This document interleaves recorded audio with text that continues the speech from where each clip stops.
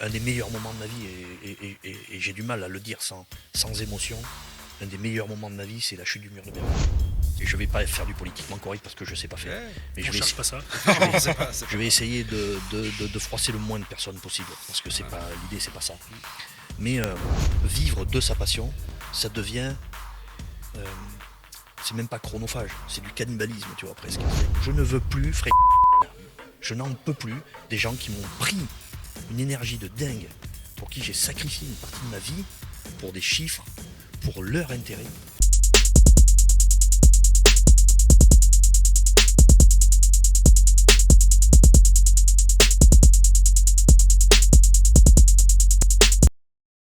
Bonjour à tous, nous voici pour le deuxième podcast de Grain de Vérité.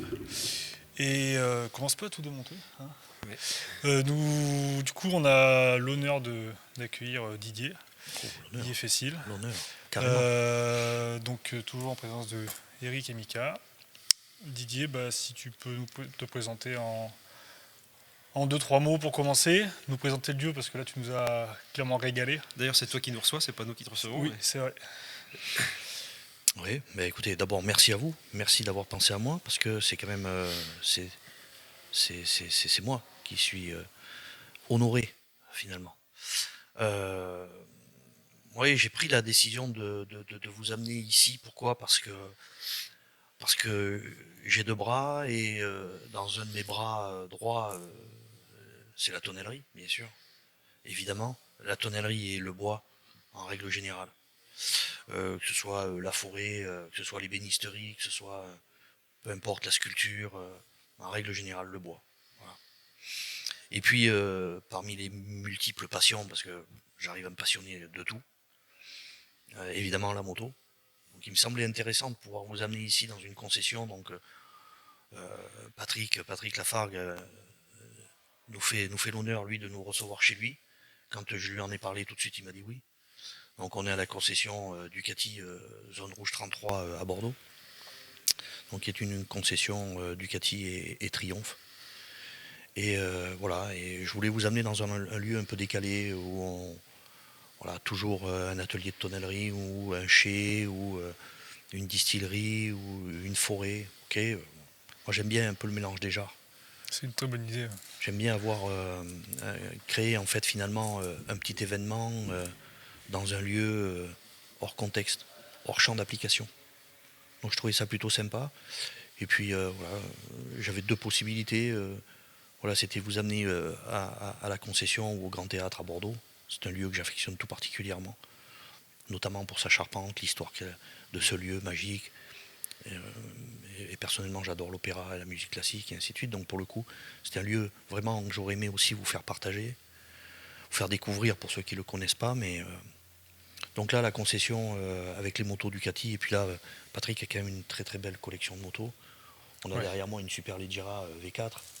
Donc ça, vous vous rendez pas compte, mais c'est une moto qu'on n'a pas l'occasion de voir souvent. Hein. C'est une moto peu d'exemplaires au monde, voilà, d'exception.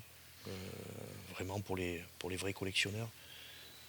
Ça fait 240 chevaux, ça fait 160 kg grand maximum, un rapport poids-puissance incroyable. Ouais, très léger. Très légère, hyper performante. Donc pas forcément pour les débutants. Absolument pas. Plutôt pour les fortunés collectionneurs. Ouais. C'est pas forcément une moto que l'on va mettre sur piste. Voilà, c'est pas fait pour le commun des mortels, ça c'est sûr. Ouais. Mais c'est vraiment une pistarde, pure pistarde. D'accord. Donc ça c'est plutôt une moto piste, plaisir, vitesse, route bien sûr aussi, je suppose. Oui, elle est homologuée bien sûr pour aller sur route, mais c'est vraiment pas une moto qui est faite pour ça. Ouais. Donc c'est vraiment moto de piste. Ouais. Oui. Et puis ça reste quand même du très haut de gamme, on va pas se mentir. Puis après on a une Street Fighter et une Diavel série Lamborghini. Donc là, les deux, là, c'est les deux séries Lamborghini. Voilà, donc on a la première Diavel, une série donc spéciale Diavel Lamborghini, donc qui était commercialisée par Ducati en partenariat donc avec Lamborghini. Et puis derrière on a la Street Fighter, donc qui est le moteur du V4, qui équipe exactement à quelque chose près la V4 Super Leggera. Donc dans une partie roadster. Donc le Street Fighter, c'est quand même une moto assez méchante, assez agressive, on va dire. Et donc Lamborghini, en partenariat encore avec Ducati, a créé en fait cette moto réservée aux clients Lamborghini, possédant déjà une Lamborghini, D'accord. commercialisée par Lamborghini. Ducati, dans le réseau Ducati, on ne peut pas commercialiser cette moto.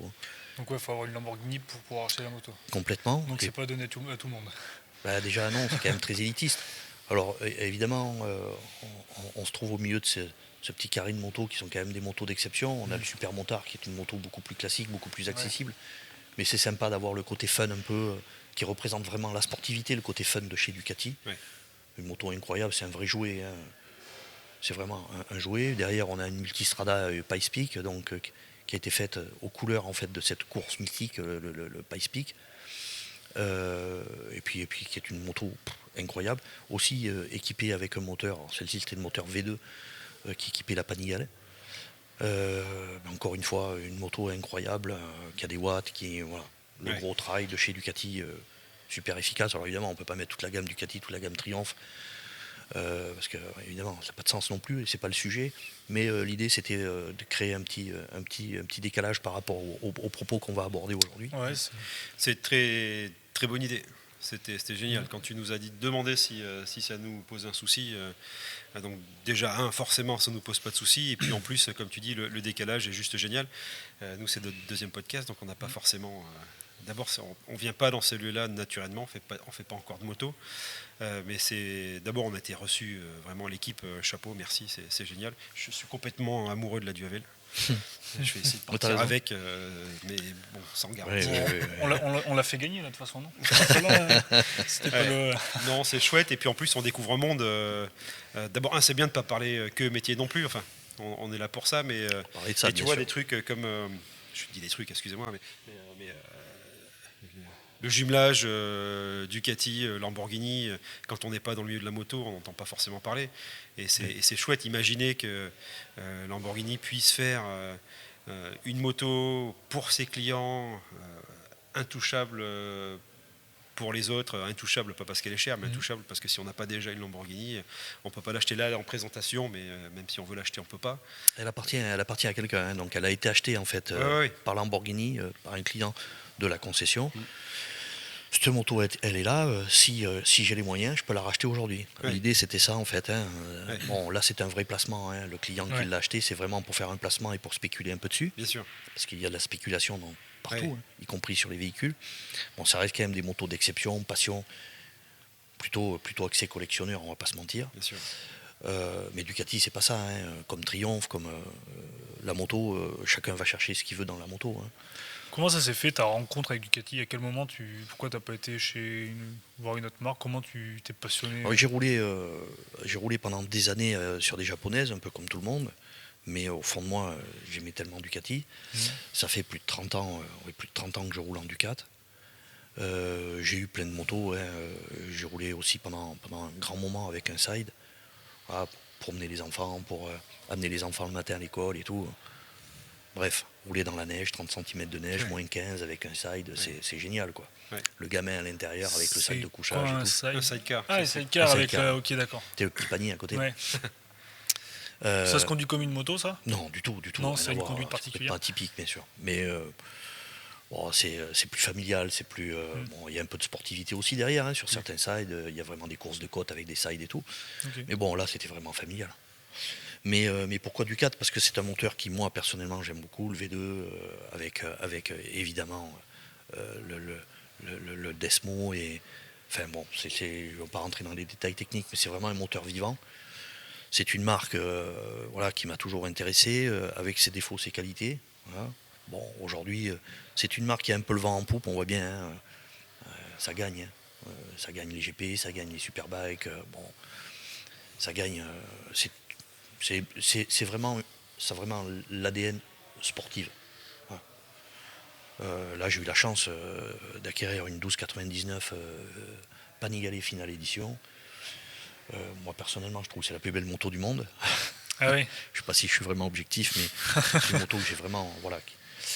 Donc, d'un côté, dans mon bras droit, j'ai mon métier du bois qui coule, et dans le bras gauche, dans les veines du bras gauche, c'est Ducati. C'est Ducati. Bon, ça fait partie des passions, ça fait partie de plein de choses qui nous animent en tant qu'hommes. Et je pense qu'il faut les accepter. Puis il y a la part de rêve aussi derrière. Inaccessible quand on est jeune, quand on démarre dans une carrière professionnelle telle qu'elle soit. Ça reste des choses des fois qui sont un peu inaccessibles, qui nous paraissent. Voilà. Si on m'avait dit un jour, voilà, je pourrais m'acheter une moto de cette facture-là, j'aurais dit waouh. Mais alors ça reste, tu nous disais ce matin en arrivant, Eric, tu disais oui, mais moi, je suis bluffé parce que effectivement c'est pas si cher que ça. Alors on parle pas des motos d'exception comme celle-ci. Hein. Là c'est des motos de. Mais regarde encore, on a une moto ici, la V4 qui vaut 100 000, qui s'adresse évidemment à des collectionneurs. C'est très très élitiste, on est bien d'accord. Mais en comparaison d'une voiture, une voiture à 100 000 euros aujourd'hui, c'est une belle auto, c'est sûr. Mais c'est même pas le prix d'un Defender aujourd'hui. Un Defender, ça vaut quoi? Ça vaut 110, 130 000 balles, le modèle de base. Donc si on compare avec une voiture finalement qui est une belle auto, on est bien d'accord, c'est pas une Clio. Et encore que les Clio, je vais pas en dire du mal, mais la moto me semble financièrement plus accessible. On commence à avoir des très belles motos. Moi j'ai une moto dans mon garage qui m'a coûté 8 500 balles. Je veux dire, c'est une moto, voilà, et j'ai acheté à un collectionneur, un S4 RS.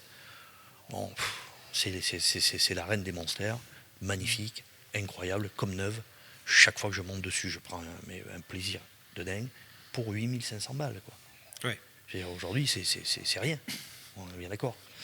Donc, c'est rien. C'est quand même un billet, on est d'accord, mais c'est pas inaccessible. C'est un budget, mais voilà, qui reste quand même raisonnable. C'est pas inaccessible. Ouais. Bah, c'est ce que je voulais dire, parce que forcément, je disais que pour moi, c'était pas cher. Forcément, c'est cher. On met entre 10 et 20 000 euros dans une machine, c'est forcément cher. Mais dans mon esprit de néophyte et de quelqu'un qui connaît pas, qui commence à m'intéresser, bisous Juju, je m'attendais à autre chose. Parce que je suis voiture, et pour moi, une moto neuve, c'était forcément... pas forcément sur ces prix-là, mais 50, 60 000 euros, ça me paraissait normal, mais parce qu'encore une fois, j'y connais rien. Oui. Et je me rends compte que c'est vite une passion, bon, alors qui a l'air accessible, mais je me rends compte qu'il y a peut-être aussi d'autres frais derrière. Hein. Ouais, tu as l'équipement que tu as pas. Il faut s'équiper, voilà. Puis une moto, on ne l'emmène pas à 200 000 km non plus. Détrompe-toi. Ah ouais, bah voilà. Ah oui, détrompe-toi. Parce qu'il y a des motos qui vont très très loin. Ça dépend comment c'est mené. Ça dépend. Alors l'avantage qu'il y a, effectivement, quand tu as la chance comme moi de pouvoir au fil de l'eau, au fil des ans, collectionner, entre guillemets, conserver les motos, tu les utilises peu, puisque tu en utilises, voilà, c'est le matin, j'ouvre mon garage, tiens, je prends celle-ci, je m'en vais avec, bon, le lendemain, ça sera une autre, et donc finalement, je leur mets pas des bornes, quoi. Ouais.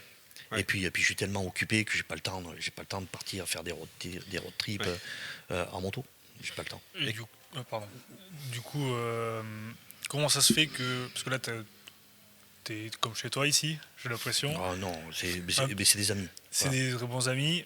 Comment ça se fait qu'il n'y a pas encore une barrique un petit côté tonneau Il y en a toujours eu ici, chaque fois qu'on a fait un événement, et on a fait quelques événements dans cette concession, notamment des dégustations. J'ai amené une amie qui est propriétaire d'un château, le château de Chantegrive à Podensac. Hélène, un jour ici, on est venu faire il y avait un événement, une présentation, sortie moto, c'était une Triomphe à l'époque. Pour créer une animation, je suis arrivé avec les barriques, elle, le camion, les bouteilles, dégustation, machin, mais enfin c'était juste incroyable. Le team Rosso, hein, que porte un peu à bout de bras la concession Ducati, ZR33, le team Rosso, on a fait le bol d'or cette année au mois de septembre. Okay. J'avais amené des barriques gravées avec le nom du team et ainsi de suite. Et le vendredi soir, donc la veille du départ de la course du bol, ils ouvrent en fait le pit lane, donc devant les stands, la grande voie devant les stands, au public. Et donc le public vient, il a accès au pilote et peut venir se faire signer des autographes et tout. Donc là, on a des milliers de personnes qui passent et qui vont de stand en stand pour se faire signer des autographes et puis voir les machines de près.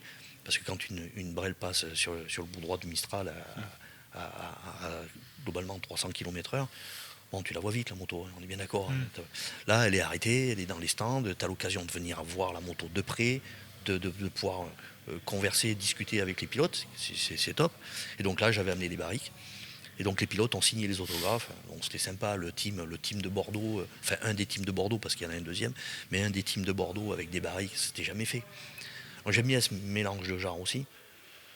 Donc oui, alors après, ça n'a pas de sens d'avoir des barriques ici à temps plein, Ouais. ça n'a pas d'intérêt.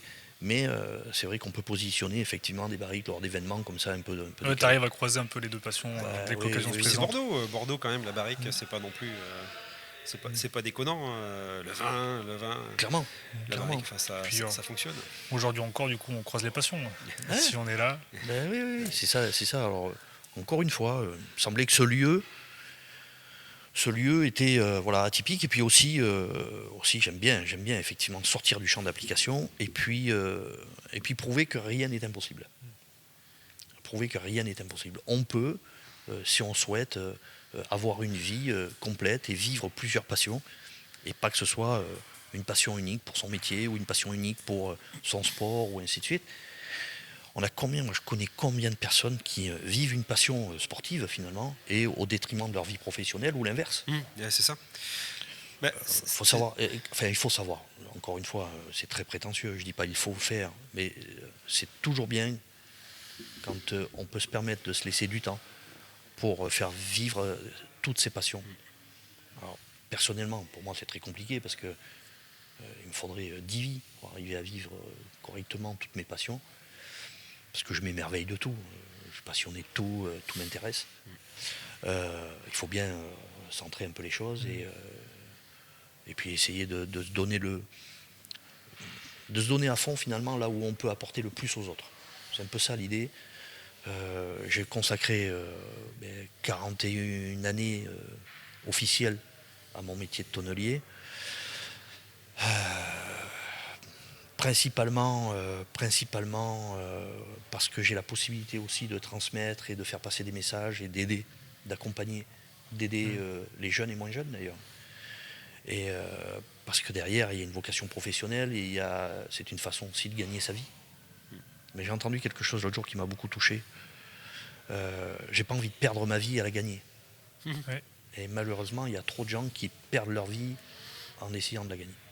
Moi, je pense sincèrement que aujourd'hui, tu passes, je sais pas, 80% de ta vie au travail. Pour moi, la liberté, c'est d'avoir sa passion comme travail. Parce que du coup, t'as pas réellement l'impression de travailler. Enfin, tu travailles dans quelque chose que t'aimes.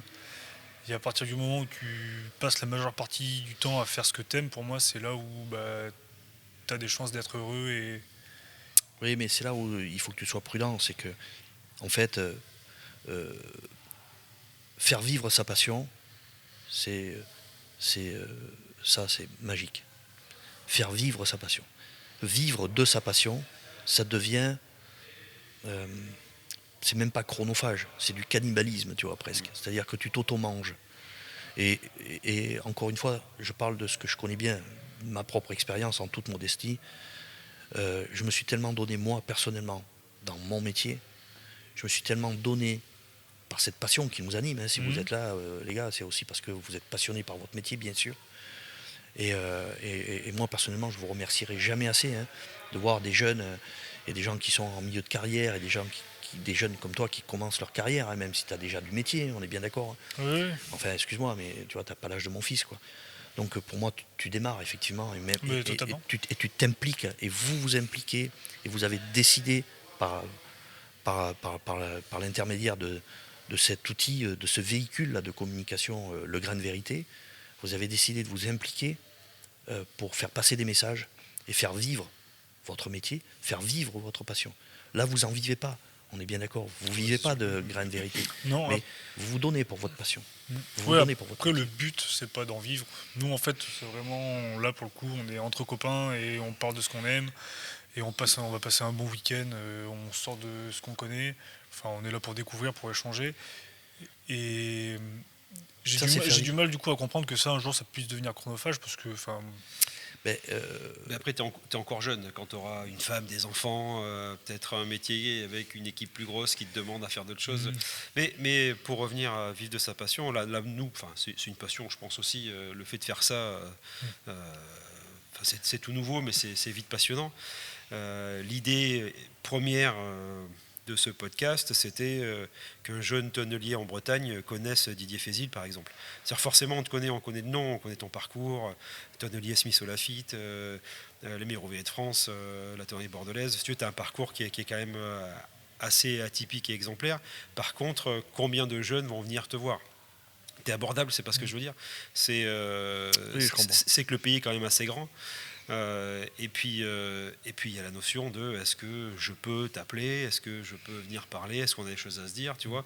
Et des choses à se dire, oui. Mais oui. Est-ce que n'importe qui peut me téléphoner, m'appeler, venir.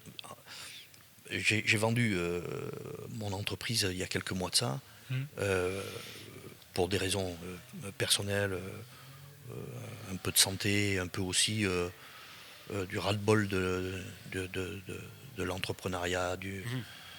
Voilà. Donc j'avais besoin personnellement de passer à côté, et puis je voulais pas prendre davantage de risques à cette entreprise, parce que j'étais quand même l'homme clé, comme malheureusement dans beaucoup de petites entreprises. Je voulais pas faire prendre de risques à cette entreprise. Un accident, un arrêt, et l'entreprise peut être vite à mal, même si mon épouse était là et aurait assuré l'intérim et gestion, aucun problème, puisque c'est elle qui la faisait. Le quotidien avec l'équipe, avec les clients, avec l'atelier, bon, elle n'avait pas les possibilités. Donc c'était la mettre un peu, lui faire prendre beaucoup de risques. Et puis à elle, et puis à l'équipe, surtout, à cette équipe, à cette belle équipe là que l'on avait créée à la tonnellerie. Donc, et puis aussi une raison, c'était de pouvoir retrouver ma liberté, de façon à pouvoir consacrer un peu de temps mais aux jeunes et aux moins jeunes, je dis bien, mais c'est vrai que principalement les jeunes, c'est plutôt les jeunes qui sont demandeurs et qui sont moteurs aujourd'hui. Et Dieu sait qu'on a une belle relève dans notre métier, même si on a tendance à penser qu'il n'y en a pas assez, malheureusement. Moi, je pense qu'il y a une relève de gens impliqués, dynamiques, vous en êtes la preuve, mais pas que. Il y a plein de jeunes dans les entreprises qui sont motivés, qui sont vraiment intéressés, qui aiment leur métier, qui veulent vivre de leur métier, mais qui veulent le faire vivre.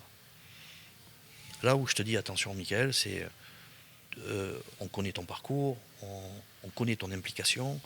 Si tu es là aujourd'hui, si tu te donnes les moyens finalement de vivre cette passion-là, attention, fais-la vivre, cette passion, fais-la vivre. Mais il faudra que tu trouves des limites aussi, parce que le monde est passionnant, et évidemment, il n'y a pas que la tonnellerie. Moi, tout à l'heure, quand je vous parlais de la tonnellerie, je vous ai parlé du bois en général.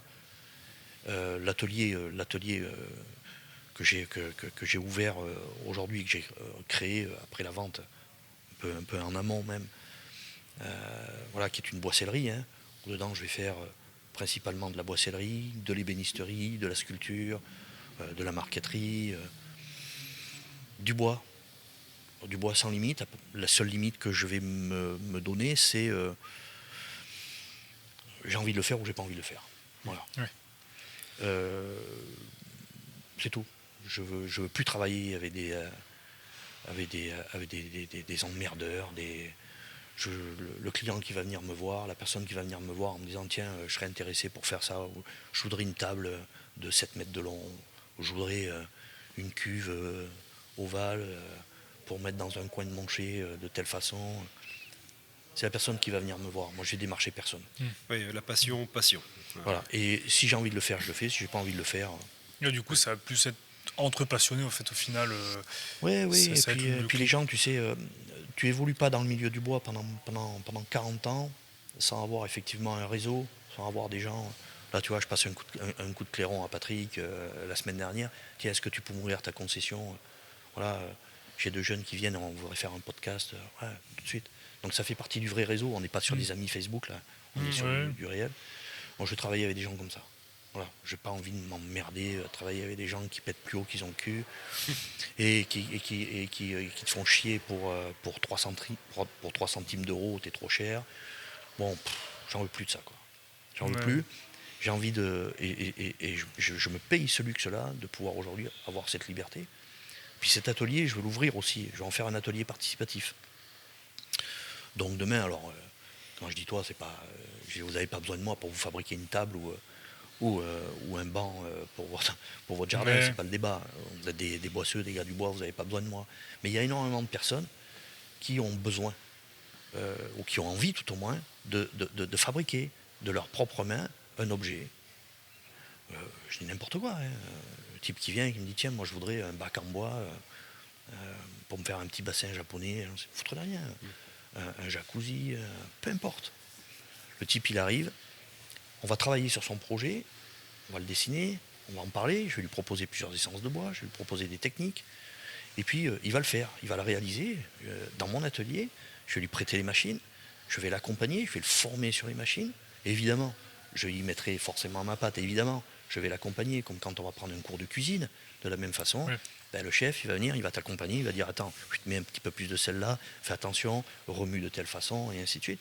Donc l'accompagner, mais à la fin, c'est lui qui aura fait et qui aura réalisé l'œuvre qu'il s'était un peu imaginé, qui semblait même assez souvent inaccessible. Plutôt que de l'acheter, il l'aura fabriqué. C'est ça qui m'intéresse, c'est avoir cet échange, et puis surtout créer en fait une espèce d'émulsion entre plusieurs projets. Donc je vais avoir 2-3 porteurs de projets, et à ce moment-là, sur la période, je dis une fréquence peut-être d'un samedi par mois, ou une fréquence d'une semaine par trimestre, ou par mois, peu importe. Pour l'instant, c'est pas encore très clair dans ma tête, mais leur créer une émulsion.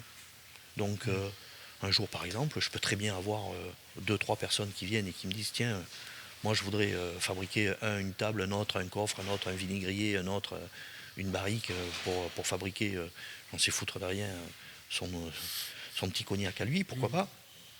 On met tout ça dans la même pièce et on amène tous ces projets de front, et autour d'une entrecôte le midi, une bonne bouteille sympa, et puis voilà quoi. Et puis créer de la vie. Du dynamisme. Ouais. Du dynamisme. Après, l'un comme l'autre. Un jour, je peux très bien t'appeler, Michael, ou toi, Eric, en me disant tiens, j'ai un petit groupe là de 3 personnes, ils sont axés, voilà, on fait une session par exemple, vinaigrier, foutre de rien, moi, saloir pour les jambons, je dis n'importe quoi, on est d'accord. Et puis un autre, une chaise. Tiens, est-ce que tu veux venir en VIP pour les accompagner, discuter avec eux, parler un peu de ton métier, voilà. Ouais, Ça se fait je pense notamment dans le milieu du tatouage. Oui. C'est exactement ça. On va prendre un tatoueur qui va Des guests, ouais. en guest, qui va aller tatouer dans un salon au fin fond de l'Australie. Je dis n'importe quoi, mais vous voyez l'idée. Donc ça peut être sympa de créer une émulsion, de mélanger un peu, que ce soit filles, garçons. Et de recentrer sur le relationnel, en fait. Mais l'humain. Et c'est ce que j'apprécie dans ce que tu es et ce que tu dis, c'est que, du coup, là, pour savoir, c'est la première fois qu'on se rencontre. Ça fait plus d'1 an qu'on échange, en fait, ensemble, on s'était jamais vu. Tout de suite, tu as été réceptif, tu m'as aidé quand j'étais formateur, tout ça. Et, pas assez à mon goût. Moi, ça... Non, parce qu'à l'époque, j'étais sous l'eau. Avec mon entreprise, avec plein de choses, j'étais vraiment sous l'eau. Je t'ai jamais consacré assez de temps. Et c'est précisément... Alors évidemment, c'est pas à cause de cette expérience-là, mais c'est une succession de personnes que je n'ai pas, à mon sens, assez accompagnées, assez pris le temps d'écouter. C'est ce qui m'a fait prendre aussi ma décision de me mettre dans la marge sur un plan économique, et purement économique de la tonnellerie, pour pouvoir justement me consacrer davantage aux gens, aux jeunes qui ont envie. Parce que l'avenir, il est là. L'avenir, c'est pas des chiffres, l'avenir, c'est pas des billets, c'est pas des comptes en banque. L'avenir, c'est des gens. Donc pour ceux qui écoutent, Mickaël était formateur au CFA de Bonn, et Didier est à l'origine de la création de la section. Alors, je suis pas à l'origine, mais j'ai fait partie en fait du groupe à l'origine de la création de l'école de Bordeaux-Blanquefort. Tu as été assez moteur, c'est ça, du centre de formation tonnellerie à Blanquefort. Ouais. Et il y a des gens qui ont été et qui sont toujours, et qui ont été remarquables et qui sont des moteurs à cette école. Et je pense notamment à Laurent Chastanet, je pense évidemment à Alain Nunes, qui est l'ancien tonnelier du Château Margaux. Je pense à Dominique Millet de la tonnellerie Millet, qui est un ami d'enfance, qui est pareil. Là en ce moment, Régis Bonneron, qui donne 200% de son temps pour cette école. Il est à la retraite. Et voilà, coupé du monde de la tonnellerie brutalement. Covid, retraite, pim, fini dans la marge. Là, ça lui donne la possibilité de transmettre son métier. Cette école vit différemment de ce que vous connaissez, vous, à Beaune, ou du schéma qu'ils ont en Charente, avec cette école qui est gérée un peu par la Chambre des métiers et avec des gens qui sont salariés en fait de l'école. Nous, le principe est complètement différent. C'est des vacataires. On a l'exemple aussi de Denis Morlier, qui a une petite tonnellerie à Saint-Estèphe et qui vient donner de son temps une journée ou une journée et demie par mois pour former les jeunes. Donc, il y a une succession en fait de personnes, des vacataires, des gens qui viennent de l'extérieur, des intervenants extérieurs, qui viennent donner la richesse de cette école. C'est 3 schémas différents. Oui. C'est ce que j'allais dire. La formation en tonnellerie en France est assez intéressante parce qu'il y a 3 centres de formation, Cognac, Bordeaux, Beaune, et les 3 centres de formation fonctionnent de façon complètement différente. Alors ça c'est un vrai sujet, Eric. Ah oui, je sais bien. Ça c'est un des sujets qui moi me fait froncer les sourcils et en même temps qui m'enjaille. On a la chance d'avoir 3 écoles. On ne va pas se mentir. 3 écoles qui sont différentes, qui fonctionnent sur des schémas complètement différents.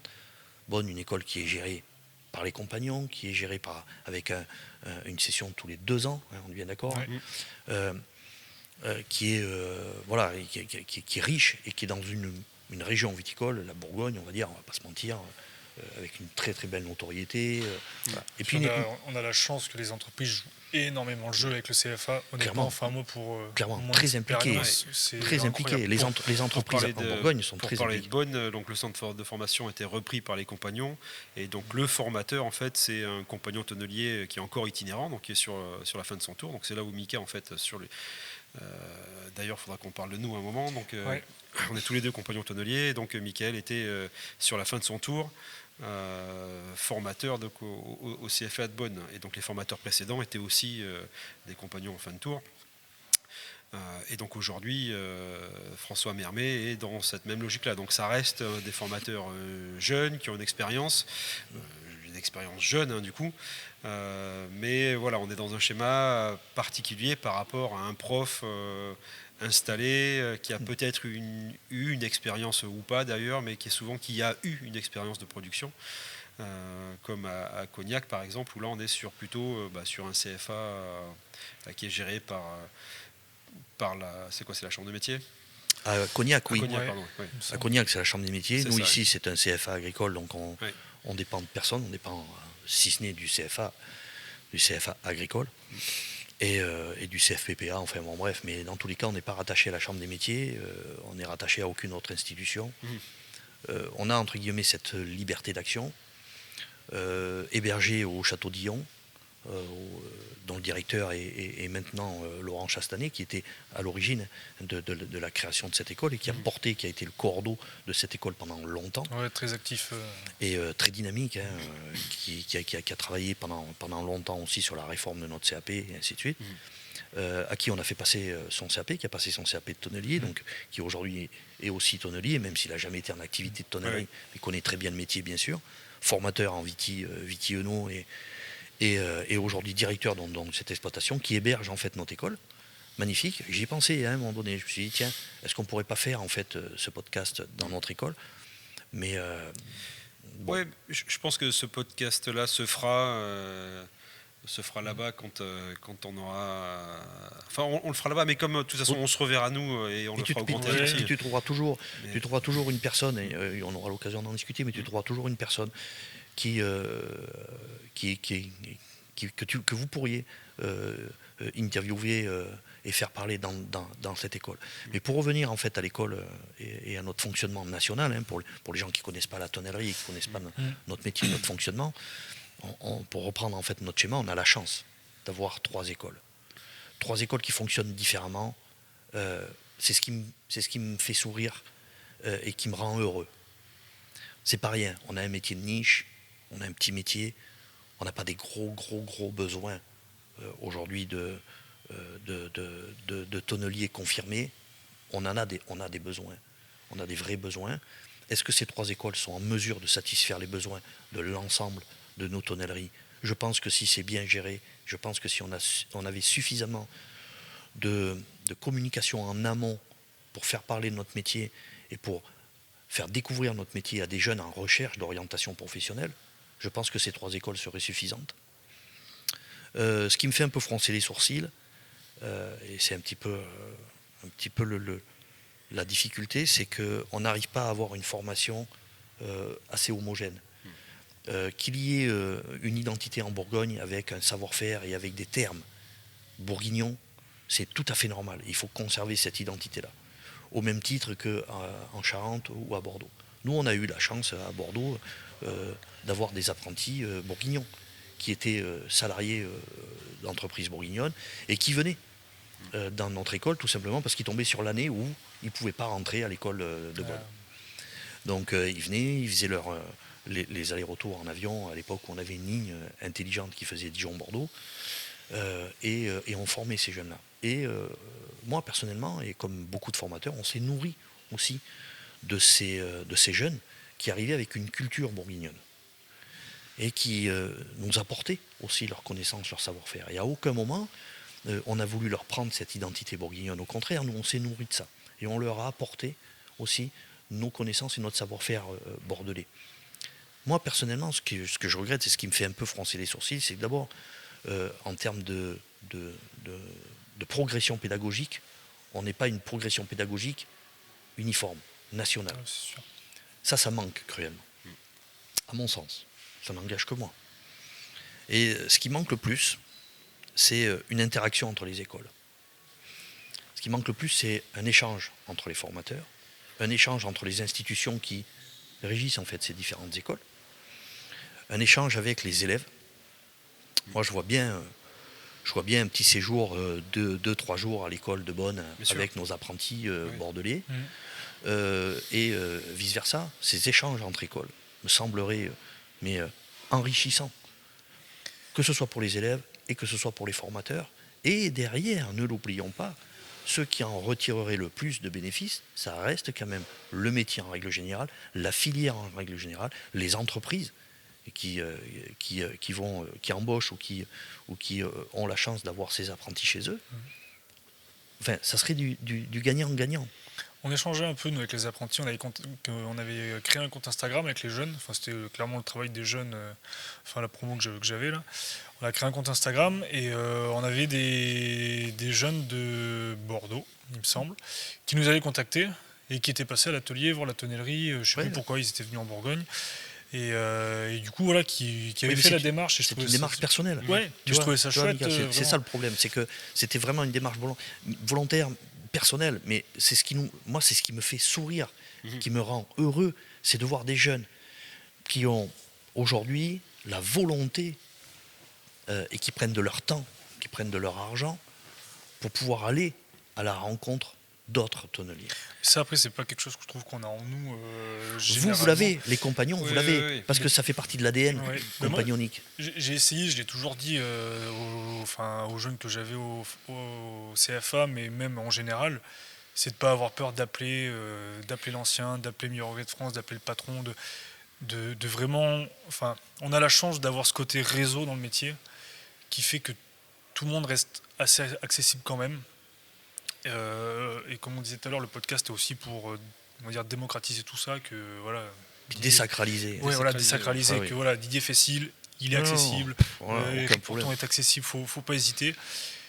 Bien sûr. Mais je pense que nos éducations font aussi qu'on n'est pas habitué à aller à appeler quelqu'un qu'on n'a jamais vu pour lui demander des conseils alors qu'on connaît pas du tout. Et puis finalement, on a un métier qui, autant nous, en tant que bonhomme, alors forcément les compagnons, on a l'habitude d'aller à droite et à gauche, mais on a un métier qui quand même reste assez... Les entreprises restent assez fermées sur elles-mêmes. C'est un vrai problème. les entreprises elles-mêmes en tant qu'entité vont pas trop communiquer réellement, parce qu'on peut nous vendre qu'il y a une certaine communication, mais en réalité, il n'y a pas tant de choses. Il y a des que ça. recettes, il y a des, il y a- Voilà. il y a des secrets maison. Alors qu'entre CFA, on pourrait imaginer des journées rencontres. Moi, je l'entends entre entreprises Oui, oui. que tu es. Moi, mes portes ont toujours été ouvertes, Mm. personnellement. Et c'est encore une fois, c'est pas pour me dire ah ouais, tiens, moi j'ai fait des choses que les autres ne font pas. Pas du tout, parce qu'il y a plein de gens qui laissent leurs portes ouvertes. Personnellement, j'ai toujours eu mes portes ouvertes. Des chefs d'entreprise, des salariés, des apprentis de toute origine, de toute région, sont venus dans mon atelier et ont passé du temps sur des machines, sur plein de choses.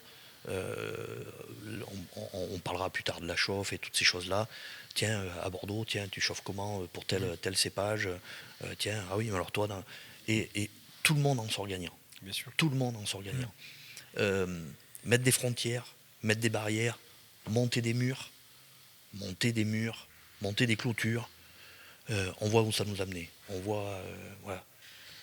Un des meilleurs moments de ma vie, et j'ai du mal à le dire sans émotion, un des meilleurs moments de ma vie, c'est la chute du mur de Berlin. C'était pour moi. J'avais l'impression, presque, j'ai vu ça, je peux mourir, quoi. Tellement pour moi, j'ai grandi avec des parents. Ma mère travaillait dans les vignes, voilà. Donc 7 hectares au prix fait, femme de ménage. Voilà, on vivait quasiment en autarcie. Mon père sur les chantiers, maçon, tailleur de pierre, coffreur, en fonction de la demande et l'évolution du bâtiment, il y a une période où la taille de pierre, ça fonctionnait absolument pas. Et il n'y avait pas suffisamment de besoin, tout au moins dans la région. Donc tiens, on fait du coffrage, et à l'époque on faisait les cuves, beaucoup de cuves en béton. Et mon père, c'était vraiment sa spécialité. Et il coffrait des cuves, mais gigantesques, des cuviers énormes. Bref, il partait bosser avec la gamelle dans son sac, une gamelle en aluminium, et ma mère lui préparait ça à la veille, et il partait le matin dans son sac à dos, et ça lui tenait chaud. Enfin, j'ai connu tout ça, j'arrive de là, d'accord. Et c'est si je devais garder qu'une seule chose de mon père, c'est sa gamelle en aluminium, tellement c'est représentatif de cette vie d'ouvrier. Et la gamelle, c'est le terme qu'ils employaient. Ouais. C'était pas le repas, c'était la gamelle. C'est un terme que l'on emploie pour un chien, la gamelle du chien. Donc c'était l'ouvrier, quoi. Moi, ça m'a toujours choqué. Son patron l'appelait même pas par son prénom, il l'appelait par son nom, Fézil. Un manque de respect incroyable. On râle aujourd'hui parce que nos agriculteurs font des opérations, escargots, mais putain qu'ils ont raison. Mais qu'est-ce qu'ils ont raison, ces gens-là? De tout en jamais, ils nourrissent un peuple et on ne les considère pas. On ne considère pas, et c'est pas un discours de gauche ou du tout, c'est pas du tout propos, mais qu'on considère un peu plus la personne, qu'on considère un peu plus l'ouvrier, qu'on considère un peu plus le paysan. Tiens, je pars avec ma gamelle, quoi. Moi, ça me choquait, j'étais gamin déjà, ça me choquait, alors que j'étais élevé dans cette culture-là. Tout ça pour dire que aujourd'hui, le monde ouvrier, le monde artisanal, le monde agricole doit s'ouvrir. Et tu disais tout à l'heure quelque chose, il faut pas avoir peur, il faut oser. Et il faut désacraliser et mélanger les genres. Il n'y a qu'en mélangeant les genres, mélangeant les métiers, mélangeant les passions, comme on le fait là ce matin, les hommes et les femmes, de toute culture, de toute religion, peu importe. C'est à ce moment-là où on aura cette notion de liberté et d'humanité. On a perdu de l'humanité, dans nos relations au quotidien. On ne parle même pas des problèmes nationaux ou mondiaux, juste dans notre tissu professionnel. Les entreprises sont fermées, cloisonnées, ouvrez les portes. accueillez les gens. Vous accueillez vos clients en catimini, derrière un bon café, et puis on leur raconte un peu la messe, quoi. Non, non, non, non. Moi, le client, il vient, tiens, regarde, prends un marteau, prends une chasse. On va chauffer une de tes barriques ensemble. Ah oui, mais tiens, je vais te faire voir. Tiens, prends le marteau, prends la chasse, bim bam. Tape avec moi sur les cercles. Ah ouais, tombe ta veste. Vas-y, viens bosser un peu avec moi. Voilà. Moi, je vais voir un client. Ouais, je peux passer tel jour. Attends, parce que non, le matin, il faut que je taille. C'est pas un problème, je passe. T'as un sécateur. Pas un souci. Je me mets à côté de toi, du rang d'à côté, on discute. Allez, je vais te tailler 15 pieds, 20 pieds de vigne. S'en fout. On discute. On échange. Tiens, tu vas me raconter pourquoi tu tailles de cette façon, alors que ton voisin de l'autre côté de la route, il taille différemment. Et on s'enrichit. On arrive à un certain moment de sa vie où on est riche. Riche, riche, riche. Moi, je peux avoir 0 sur mon compte en banque. Je ne vais pas vous dire que je m'en fous, c'est pas vrai. On a tous besoin pour vivre, on est d'accord. Et faire vivre sa famille, évidemment. Mais à aucun moment, il faut que ce soit le moteur d'une vie. Il faut conjuguer, enfin, il faut. J'arrête avec cette expression parce que ça me correspond même pas. Mais moi, je préfère personnellement conjuguer ma vie au verbe être qu'au verbe avoir. J'ai envie de savoir qui je suis. Et que les autres personnes dans mon entourage, proche ou peu importe, viennent me voir comme tu l'as fait, comme Eric l'a fait, voilà, sans aucune barrière, que ce soit sur quelques sujets, peu importe. Hein. Un jour, peut-être que Eric, tu m'appelleras en me disant tiens, j'ai passé mon permis moto. Voilà, mon ami. Cette année, là, ça va être le défi de cette année. Mon amie, elle roule Triomphe, elle m'a conseillé ça. Qu'est-ce que tu en penses? Tiens, je suis sur Bordeaux, est-ce qu'on peut repartir à la Concesse, faire un peu le tour des Brels, voir un peu. Oui.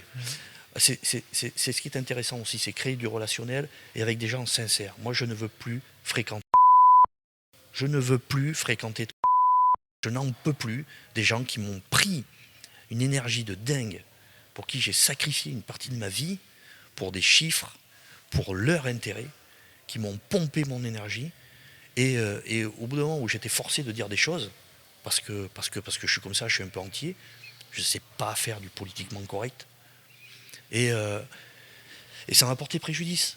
Ah tiens, c'est encore cette grande gueule de Fézil. Ouais, de toute façon, il n'y a que lui.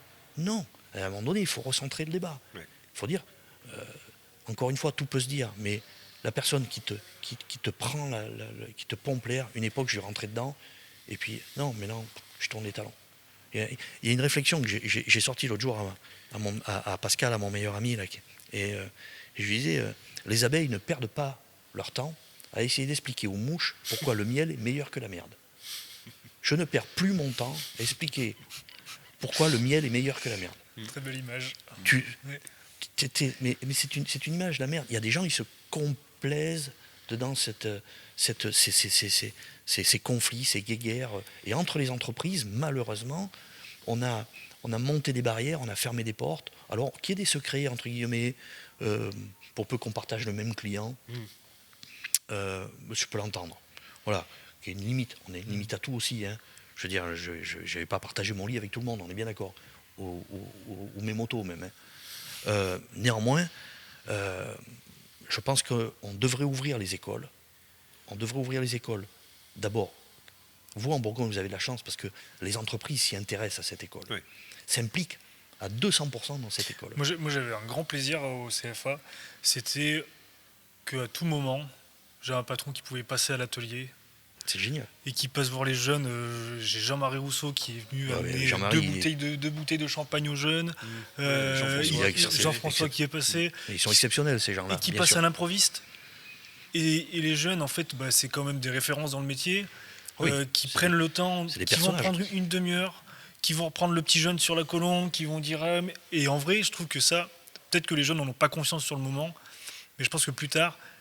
Il y a quand même, j'ai quand même eu ce moment privilégié avec une personne qui était là pour moi, qui a pris du temps pour moi, qui clairement connaît le métier.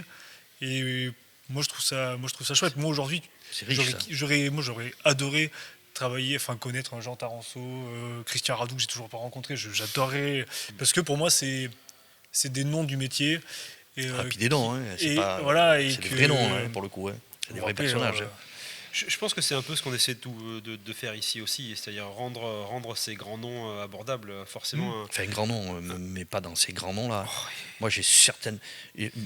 Personnellement, mon parcours est tellement différent d'un parcours Oui, mais Didier, de la famille un grand nom, c'est Taranceau. pas. Ce qui fait un grand nom, Didier, c'est pas être coté en bourse. Ce qui fait un grand nom, c'est aussi ce que tu as fait. Tu parlais, là, il y a 2 secondes, t'en as marre de tous ces gens qui te pompent. Mais en même temps, regarde tout ce que tu as fait. Donc, tu as été tonnelier de château, donc de tonnelier du château Smith sous Lafitte, qui n'est pas rien non plus. Il n'y en a plus beaucoup des tonneliers. Et tu as été C'est dommage. Ah bah oui, bien sûr, ça revient, hein, mais bon. Mais tu as été un vrai tonnelier, pas juste un tonnelier de façade non plus. Ah non, non. T'as fait des fûts. Tu as monté une entreprise qui est quand même pas moche, que tu as revendu, c'est une chose, mais tu vois, tu as été au bout de la démarche. Tu t'es occupé des meilleurs ouvriers de France après Henri Labattu. Donc forcément, toi toujours, aussi, tu te mets. On en occupe toujours. Hein, mais Oui, quand ça sera un sujet, on en parlera un peu quand je plus dis tard. que Mais tu t'en es occupé, c'est que tu as pris la relève à un Ah moment oui. où personne ne voulait le faire. Voilà. Alors, on en revient sur ce qu'on disait avec Jean-Marcel.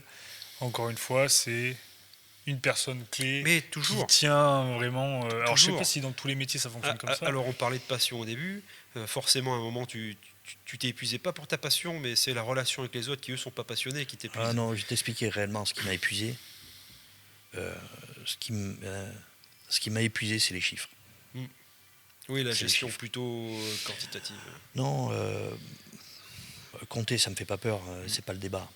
Ce qui me gêne, pour la petite histoire, j'ai commencé. J'étais dans un lycée agricole au départ, et on m'a expliqué assez rapidement ce qu'était qu'un cheptel vif et un cheptel mort. Et on m'a assez rapidement expliqué qu'à certains stades, un agneau, ça valait tant, un mouton de 1 an, ça valait tant. Et j'avais cette image de billet à 4 pattes, quoi.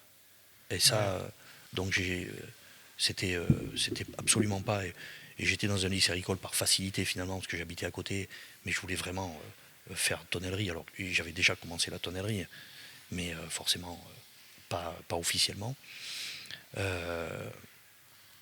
Ça me saoule.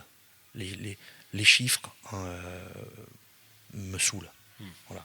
On ne parle que de chiffres, on ne parle que de... on reprend sur ce que vous êtes en train de faire. Tiens, j'ai 10 millions de... J'exagère, hein, 10 millions c'est énorme. 10 millions de followers sur... Mais bientôt. Mais c'est pas ça qui est intéressant. Ce qui est intéressant, quand bien même il n'y a qu'une seule personne qui nous écouterait aujourd'hui, c'est déjà un pari gagné. Les chiffres ne sont pas importants. On donne que trop d'importance aux chiffres et à la valeur vénale des choses. Moi, ce qui m'intéresse, c'est les hommes et les femmes. Tu as une petite anecdote qui me vient tout de suite à l'esprit. Il y a quelques années de ça, j'étais un petit peu à l'initiative d'une sortie entre ducatistes et des gens qui arrivaient de tout horizon. Voilà. Et j'ai dit, tiens, je propose à Patrick, tiens, on se fait une petite sortie visite de château et dégustation, comme ça se fait assez classiquement dans des clubs moto. Et bla. Et il y avait des personnes effectivement qui arrivaient de tout horizon qui connaissaient absolument pas le vin. Donc je les amène à Smith, un petit tour de moto dans les vignes et ainsi de suite, bam bam, petit parcours, on s'arrête à Smith, bam, petite dégustation. Et là, Daniel Catiard nous fait l'honneur de nous rejoindre pour le propriétaire donc de Smith, nous fait l'honneur de nous rejoindre pour la dégustation.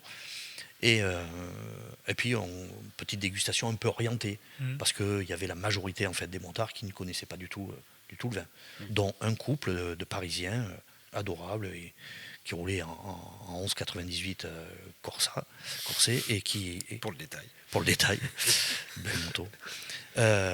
Et qui était là, et voilà, il ne connaissait absolument pas, sa première fois qu'il goûtait du vin dans un château, et ainsi de suite. Et puis, ah tiens, on sent ça, ok. Mais alors vous sentez quoi? Alors moi je sens un peu le fruit rouge, moi je sens un peu ceci, un peu cela, un peu le boisé, un peu le côté minéral. Et tout le monde y va de son cloche. Et à chaque fois je rajoutais un et. Mais tu sens rien d'autre? Vous sentez rien d'autre? Sans blague les gars, vous vous arrêtez à ça? Vous sentez que ça? Et à un moment donné, tout le monde me dit oui, mais toi tu sens quoi? Alors moi je vais vous expliquer ce que je sens. Ben moi je sens la sueur des hommes et des femmes qui ont travaillé, qui ont œuvré pour qu'aujourd'hui on ait la chance de déguster ce vin. c'était en hiver. Il y avait des amis à moi qui sont au Prifet, qui étaient au Prifet à l'époque, c'est plus le cas maintenant, mais qui étaient au Prifet dans les vignes. Il devait faire 3 degrés dehors. Un samedi, ils étaient en train de tailler la vigne. Vous voyez, ce que je sens là, ce que je sens, c'est Rouille, c'est Lucilia, c'est Maria, qui sont dehors en train de tailler et de tirer les bois.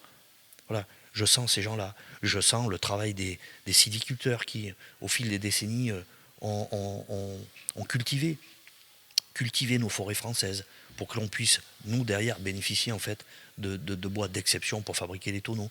Je sens effectivement la sueur des tonneliers. Je sens la sueur du type qui était sur son tracteur au mois de juillet en plein cagnard et à passer ses traitements phyto parce que la vigne, il faut la protéger. Je sens tout ça avant de sentir du fruit, je sens des hommes et des femmes qui ont mouillé le maillot, qui se sont donnés pour que nous, aujourd'hui, privilégiés que nous sommes, nous puissions tenir ce verre de vin et en profiter pleinement. Et là, évidemment, il y a une espèce de blanc qui se crée. Je revois ce type-là, peut-être 4-5 ans après, ici, à la Concesse, on se retrouve, et on se croise. Ah tiens, tu sais, il me dit, je n'ai plus jamais vu un verre de vin de la même façon. Il dit, ça résonne en moi chaque fois que je me sers un verre de vin ou qu'on me sert un verre de vin, tes paroles résonnent en moi. Et je pense qu'on a tendance à oublier les hommes et les femmes, on a tendance à oublier la valeur humaine des choses au profit de chiffres. Ces chiffres-là m'insupportent. Les mots, peu importe, les mots sont beaux, peu importe la façon qu'ils sont présentés. Dans nos métiers, il faut parler, et on va recentrer le débat sur la tonnellerie bien sûr, mais dans notre métier comme dans tous les autres métiers, il faut présenter aux jeunes les évolutions possibles, les chiffres et la gestion, la difficulté qu'on a aujourd'hui. Tu nous as fait sourire avec Tronc c'est trop cher. Évidemment, c'est un joli slogan. Ça va être le titre de la vidéo. Tronc c'est trop cher. Tronc c'est trop cher. Moi, je suis pas d'accord.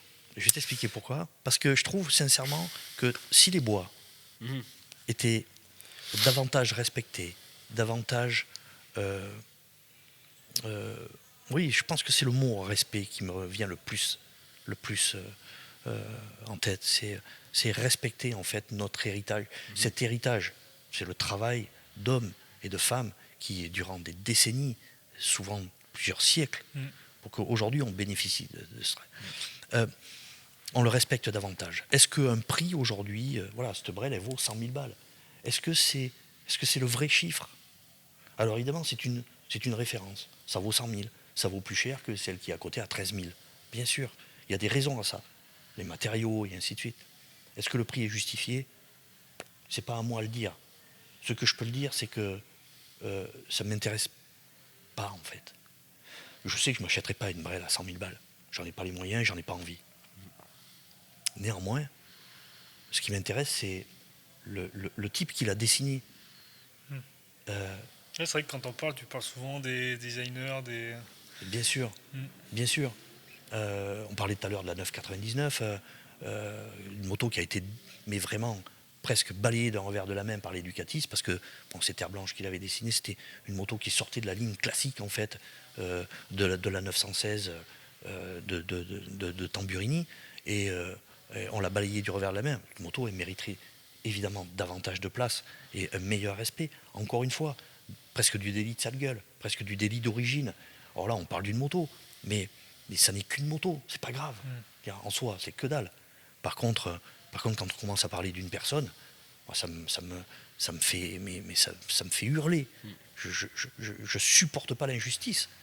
Et dans nos métiers, pour recentrer un peu le débat, et dans notre métier, on parlait des écoles, on parlait des choses à faire évoluer dans nos centres de formation, qui à mon avis sont riches.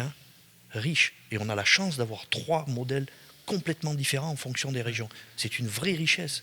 Le vrai problème qu'il y a, c'est que c'est un peu barricadé, quoi.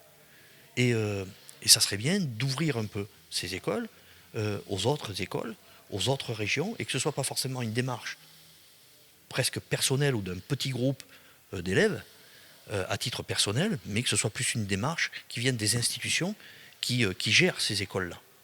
Ça me semblerait tellement plus intelligent et c'est du gagnant. Gagnant. Et puis on respecte, encore une fois, qu'on respecte un peu plus. Je ne parle pas des formateurs, parce que là, il y a un sujet, l'investissement, l'engagement.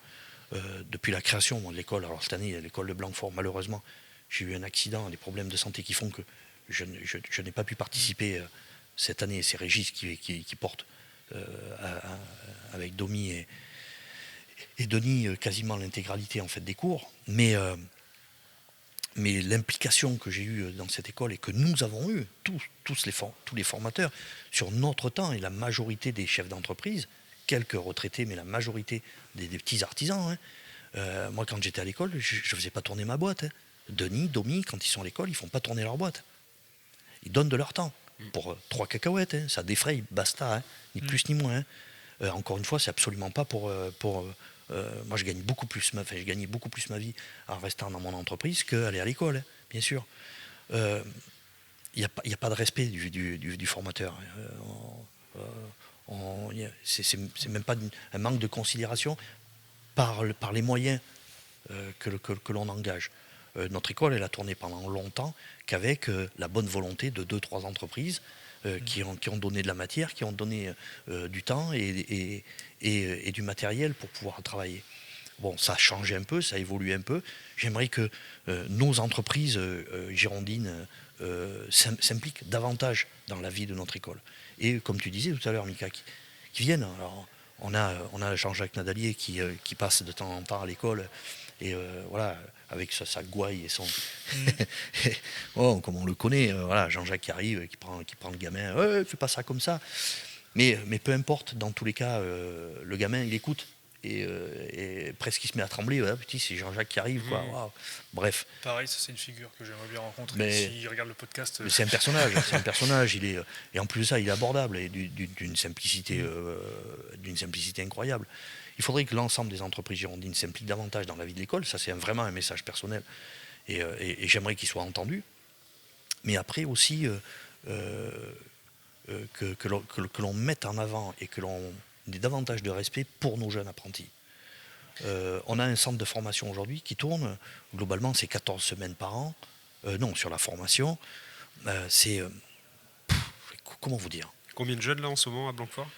Alors, sincèrement, cette année, je ne pourrais pas te le dire parce que je n'ai même pas pu y aller parce que physiquement, je n'en avais pas les moyens. Sinon, ce sont des sessions complètes. Ça dépend. Annuellement, ça va de 6 à 12. Oui, donc sur le même volume que Bonn à peu près. On a une école qui permet d'accueillir ces jeunes alors vraiment dans des conditions royales, on ne va pas se mentir. Une école, un atelier qui a été créé il y a quelques années, je ne vous dirai plus l'année exacte. Mais c'est récent. Ça a déjà 7-8 ans quand même. Ah oui, je dirais ça à peu près. Non, mais c'est un atelier qui a été fait très sérieusement, sans vouloir dire que les autres ateliers sont pas faits de façon sérieuse, mais à Bordeaux, vous avez des systèmes d'extraction pour la chauffe, etc. Oui. C'est un vrai atelier. Oui, tout a été pensé. Alors, c'est des dessins qui datent, puisque on avait travaillé dessus avec Laurent il y a déjà longtemps, justement, sur ce projet d'école. Et puis, quand à force de demander des subventions, on a obtenu un accord de principe, on a ressorti finalement les premiers plans, les vieux plans, comme ça, en suggestion. Et la première année, on a accompagné en fait le porteur de projet, la région et ainsi de suite. Et l'architecte a repris un peu le fond. Et puis ça fonctionne, quoi. On a des box. Alors, c'est pas parfait. C'est comme tout. Sur le papier, ça marche. Et puis ensuite, à l'utilisation, il y a des choses qui sont à améliorer, bien sûr. Mais on a énormément de chance. Mais pour revenir à ce que l'on disait précédemment, davantage d'échanges entre les écoles, entre formateurs, entre apprentis, et que l'on respecte davantage le travail des formateurs et de nos jeunes qui représentent l'avenir de nos métiers. Après, je trouve que le tonnelier en lui-même est quand même assez considéré dans le métier, en sachant qu'aujourd'hui on est en pénurie. Il est recherché. Il est recherché et je pense qu'on peut s'estimer quand même Après, je pense qu'on a aussi un débat sur l'utilité du tonnelier diplômé dans le métier. C'est ce qui est Ah, peut-être non, par ça, contre un peu dévalorisé aussi. alors, excuse-moi de te couper, Eric. Bien sûr. Je ne peux pas m'empêcher de te couper la parole parce que je sais très bien où tu veux en venir. Excuse-moi. Vas-y, Et cette t'es espèce chez de- toi. et encore, je vais pas faire du politiquement correct parce que je sais pas faire. Ouais. Mais On je vais, cherche pas ça. Non, c'est pas je vais grave. essayer de froisser le moins de personnes possible parce que c'est Ah. pas l'idée, c'est pas ça. Mais on a un métier qui n'est pas un métier en pleine mutation. C'est un métier qui a été en pleine mutation dans les années 80-90, où il y a une évolution, une demande. Oui, 90, vraiment. Ouais. Boum, voilà. Du mal à répondre à la demande. Notre formation aujourd'hui est-elle encore adaptée aux besoins des entreprises? C'est le vrai sujet. Oui, clairement pas. Évidemment non. Évidemment non. Est-ce que pour autant on doit faire seppuku sur des choses qui sont plus traditionnelles et pas utiles, ou carrément pas utiles aujourd'hui? Moi j'ai envie de dire non, parce que ça donne des bases et ça donne peut-être la possibilité à des hommes et des femmes, des apprentis hommes et femmes, à pouvoir faire des gestes qu'à aucun moment dans leur vie professionnelle ils n'auraient l'occasion de faire. Et puis, excuse-moi de te couper, Vas-y. mais du coup, on a aussi un métier où le geste est important, où tout est très mécanisé. Mais apprendre pourquoi on fait ce geste-là, en fait, peut aider aussi à utiliser une machine correctement. Clairement. Quand on fonce d'une certaine manière ou quand on joint d'une certaine manière, d'abord, on apprend à lire le bois, ce qui peut nous aider sur un tas d'étapes dans l'éprouvage, etc. Où va le fil, d'où il vient, quelle est sa forme, enfin tout ça c'est très important. Et on l'apprend très vite en travaillant la main. Quand on met la plane du mauvais côté du fil, très rapidement on sait où on en est. Voilà. Donc la formation en elle-même est bien. Mais elle n'est pas suffisamment complète en fait. Aujourd'hui, un apprenti qui sort d'apprentissage, qui a travaillé à la main pendant quasiment 2 ans, c'est très bien, mais l'utilité intrinsèque dans l'atelier... Alors là, je te dis merci les deux mains jointes, hein. Et Dieu sait que c'est dur pour moi en ce moment. 1000 merci, parce que là tu m'amènes de l'eau à mon moulin, mais tu n'as même pas idée. Oui. D'abord, c'est pas les 2 ans qui sont à remettre en cause, c'est le temps passé dans les centres de formation. Bien sûr, ouais. Sur ces 2 ans-là, qui à mon avis est à remettre en cause. Et là, c'est un vrai sujet. Le contenu même de la formation, hein, alors le référentiel du CAP a été retouché et tout. Bon, quoi vous dire? Je ne vais pas tirer sur le travail qui a été fait, parce que sur la refonte de ce référentiel, avec Nicolas Tarteret, il m'avait téléphoné un jour, et la première année, je les ai accompagnés sur ce sujet-là. Après, j'ai plus eu le temps de m'investir, et je voulais pas, et je peux pas être sur tous les fronts, et puis j'ai pas envie non plus d'être entre guillemets le Rémi Brica, quoi, l'homme orchestre là, qui est quasiment indispensable sur tous ces sujets-là. C'est absolument pas l'idée de tirer la couverture à moi du tout, ou de faire parler de moi. Donc il faut que d'autres personnes viennent donner leur avis et viennent nourrir tout ça. Et puis j'ai des idées qui peuvent être aussi, et je le conçois tout à fait, d'un autre temps. Encore une fois, hein, 40 ans de métier. Donc place aux jeunes générations, de votre génération, là tous les deux. Il y en a pas une génération complète, mais il y a une génération de tonneliers finalement, de différence entre nous trois, hein, à peu près à chaque fois. Et je trouve ça très très bien qu'il y ait des jeunes comme vous qui venez amener votre pierre à l'édifice avec un regard neuf, et en vous appuyant sur des anciens qui vous disent tiens, nous on arrive de là, vous, on peut vous accompagner pour passer, il faut passer par là, il faudrait peut-être passer par là pour pouvoir atteindre cet objectif-là. Ensemble, on va y arriver. C'est pas que des anciens qui peuvent le faire. Les vieux cons là, qui pensent qu'ils ont toujours raison. Moi, j'adore quand un jeune apprenti vient me voir et me dit non, Didier, attends, là, tu te trompes. Là, tu as dit de la merde tout à l'heure, c'est pas ça. Ou regarde ton geste, moi, je fais plutôt comme ça. Dans mon entreprise, on fait comme ça. Et regarde, ça va vachement mieux que ce que tu fais. Et alors là, je me mets à genoux, quoi. Je me mets à genoux. Je dis merci. Et il faut savoir l'accepter, ça. Par contre, effectivement, le temps de formation en centre est trop court. Sur notre métier, je parle. Hein. Sur notre métier. Pourquoi ? Parce que il faut conserver une certaine partie de travail manuel qui est indispensable, comme tu disais. Ces gestes-là sont indispensables pour pouvoir derrière bien comprendre en fait la vie dans une entreprise, la vie et la création d'une barrique ou d'une cuve, peu importe, dans une entreprise. La lecture du bois, hein, c'est un terme que l'on n'emploie pas assez. Hein. Il faut savoir lire, rentrer dans la matière pour pouvoir la comprendre et appréhender au mieux. Et puis surtout respecter cette matière-là. On reviendra dessus tout à l'heure, mais pas dans un but de faire des économies financières, dans un but de faire des économies de nos ressources naturelles, qui ne sont pas non plus... c'est pas un puissant fond, quoi. Hein. Non, surtout en ce moment. Oui. Surtout en ce moment. Donc il va falloir peut-être réviser notre copie là-dessus, mais on en reparlera. Je veux rester sur le sujet, en fait, de cette formation qui mériterait d'être mixée entre les écoles, mixée entre les formateurs, mixée entre les entreprises, et où on devrait apporter davantage de techniques modernes. Hein. On a une vraie carence en CAO, on a une vraie carence, c'est énorme. Ah oui, oui. Tu vois, je suis pas d'accord sur le fait qu'on manque de temps en centre de formation, qu'il faudrait plus de temps en centre de formation. Je pense que c'est la répartition du temps qu'on a en centre de formation qui est peut-être pas la meilleure ou optimisée. Est-ce qu'aujourd'hui on a vraiment réellement besoin de savoir faire un fût en moins de 14 heures? Est-ce que c'est vraiment là où on doit je pense, je suis pas sûr. Le tout pour moi, c'est de savoir le faire. Tu as mis un chiffre, 14. Oui, mais est-ce qu'on a réellement besoin de ça? Je suis pas convaincu. Moi, je vois les jeunes que j'ai eus. On a fait le référentiel dessin sur papier. Il faut connaître les bases. Par contre, moi, dès qu'ils ont fait le référentiel, ils sont vite partis sur du dessin informatique. C'est pas dans le référentiel. Mais au moins, ils étaient aujourd'hui. Enfin, on dessine plus à la main dans les entreprises. Enfin, c'est très bien pour. Et je pense que pour le calquer du coup à la pratique, le dessin papier, c'est très bien pour les bases, pour comprendre. Comme jointer à la colombe, c'est très bien pour apprendre comment fonctionne une dégo et comment. Est-ce qu'on a besoin de savoir faire l'intégralité du fût? Est-ce qu'on a besoin de savoir le faire en moins de 14 heures? Je te rejoins complètement. J'étais formateur et professeur de dessin industriel et d'art appliqué, hein, parallèlement à la tonnellerie, pour nos tonneliers, uniquement pour nos tonneliers.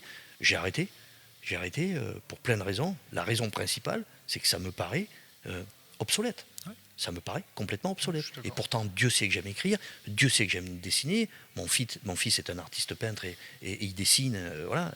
On aime le coup de crayon dans la famille. Mais c'est obsolète. Moi, aujourd'hui, je me mets derrière une planche à dessin et je vais dessiner n'importe quelle foudre, cuve ou barrique ou peu importe. Je vais me faire plaisir, hein, parce que j'adore ça. Je me fais plaisir. Mais ça n'a aucun intérêt. Aujourd'hui, pour la tonnellerie, après. Pour la tonnellerie, je parlais. En foudrerie, c'est encore autre chose. C'est autre chose. Ouais. Mais pour la tonnellerie aujourd'hui, on parle du référentiel tonnellerie, puisque on n'a toujours pas réussi à mettre en place notre CAP foudrier. Là où je te rejoins en partie, c'est sur le temps de formation. Tu dis ouais, ok, d'accord, peut-être qu'on va schématiser une semaine par mois, ça pourrait suffire, mais il faut juste réorganiser en fait cette semaine de formation. Oui, je suis complètement d'accord avec toi, notamment sur l'enseignement et une partie d'enseignement général. On a des apprentis nous, qui sont non dispensés, hein, puisqu'ils n'ont pas de diplôme, donc ils sont obligés d'aller faire ces cours d'enseignement général où ils se font chier, ils sont mauvais et ça ne les intéresse pas. Et s'ils ont choisi un métier, alors il n'y a pas de métier manuel et de métier intellectuel. Ça, c'est pas vrai. On n'a pas besoin dans nos métiers, il ne nous faut surtout pas des illettrés et des gens qui ne savent pas écrire. Mais dans tous les cas, la formation, le temps dans cette formation doit être effectivement rééquilibré. Puis il y a un autre sujet aussi, hein, moi personnellement, hein, qui est un avis personnel, hein, et qui n'engage que moi, c'est le contrat d'apprentissage. Aujourd'hui, un contrat d'apprentissage, un employeur donne un salaire à un apprenti et donne une formation. L'apprenti, en face, il va passer une semaine dans un centre de formation, normal, et l'entreprise le paye. Hein, paye le centre de formation en plus. Et l'apprenti donne un travail. Pour certains apprentis, un joli travail. Pour d'autres, beaucoup de temps consacré. Hein. Moi, j'ai toujours consacré beaucoup de temps aux apprentis. Et finalement, le retour sur investissement dans l'entreprise, il est mais inexistant. ou quasi inexistant, dans beaucoup de cas. Je parle, C'est-à-dire mais c'est-à-dire que là, je me mets purement à la place du chef d'entreprise. Pourquoi ? Parce qu'il faut arriver aussi à motiver les entreprises à partir sur ce schéma de l'alternance. Pourquoi il y a autant d'entreprises qui décident de ne pas prendre d'apprentis ? Moi, j'ai des entreprises en Gironde qui ont pris des apprentis et qui ne veulent plus en entendre parler. Et ça, c'est dramatique.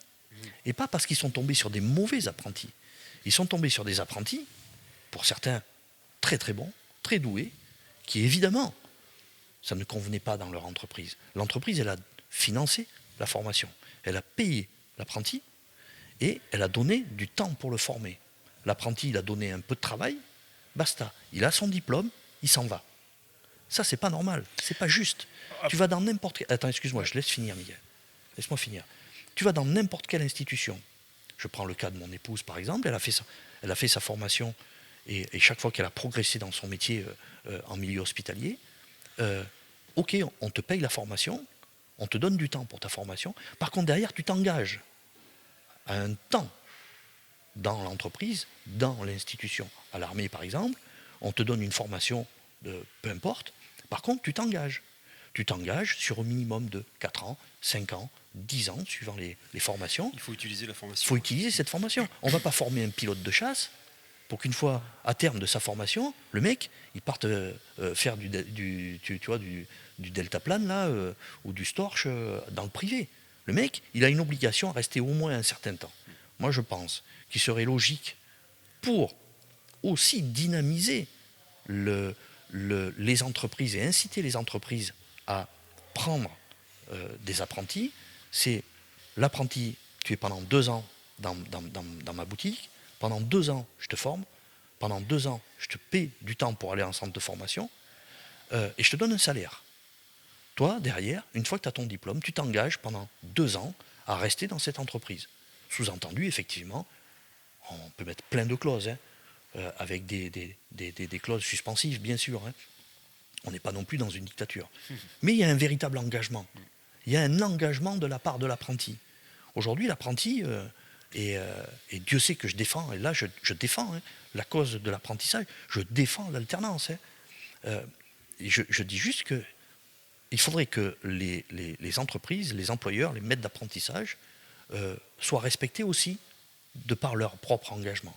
Les entreprises aujourd'hui qui disent « moi je ne veux plus d'apprentis », parce qu'ils ont eu des mauvaises expériences, et pas forcément parce qu'ils sont tombés sur des mauvaises personnes. Pas forcément parce qu'ils sont tombés sur des gars qui n'en avaient rien à foutre. Non, parce que la personne est, assez souvent même, l'apprenti, le jeune, est plutôt bon, plutôt compétent, plutôt ambitieux, et ça c'est tout à son honneur. Diplôme, à que ciao, au revoir. Moi, le nombre d'apprentis qui sont venus me voir, et que je connaissais, hein, et que j'ai eu dans l'école ou dans d'autres écoles et que j'ai connu dans d'autres entreprises, venaient taper à ma porte. Dès qu'ils avaient leur diplôme, venaient taper à ma porte. Je voudrais travailler avec toi. Non, non, non, ça ne m'intéresse pas. Ton entreprise, elle t'a formé pendant 2 ans. Donc, moi, hors de question. Je ne te prends pas. Est-ce qu'on n'a pas aussi un problème, du coup, qui rejoint ce que tu dis, avec la formation qui ment à l'apprenti, entre guillemets, ment.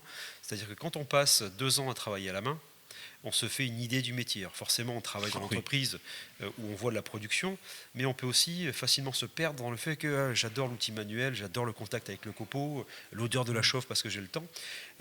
Et donc ça, ce temps de formation-là, qui dure quand même 2 ans, n'est pas représentatif de la réalité du métier.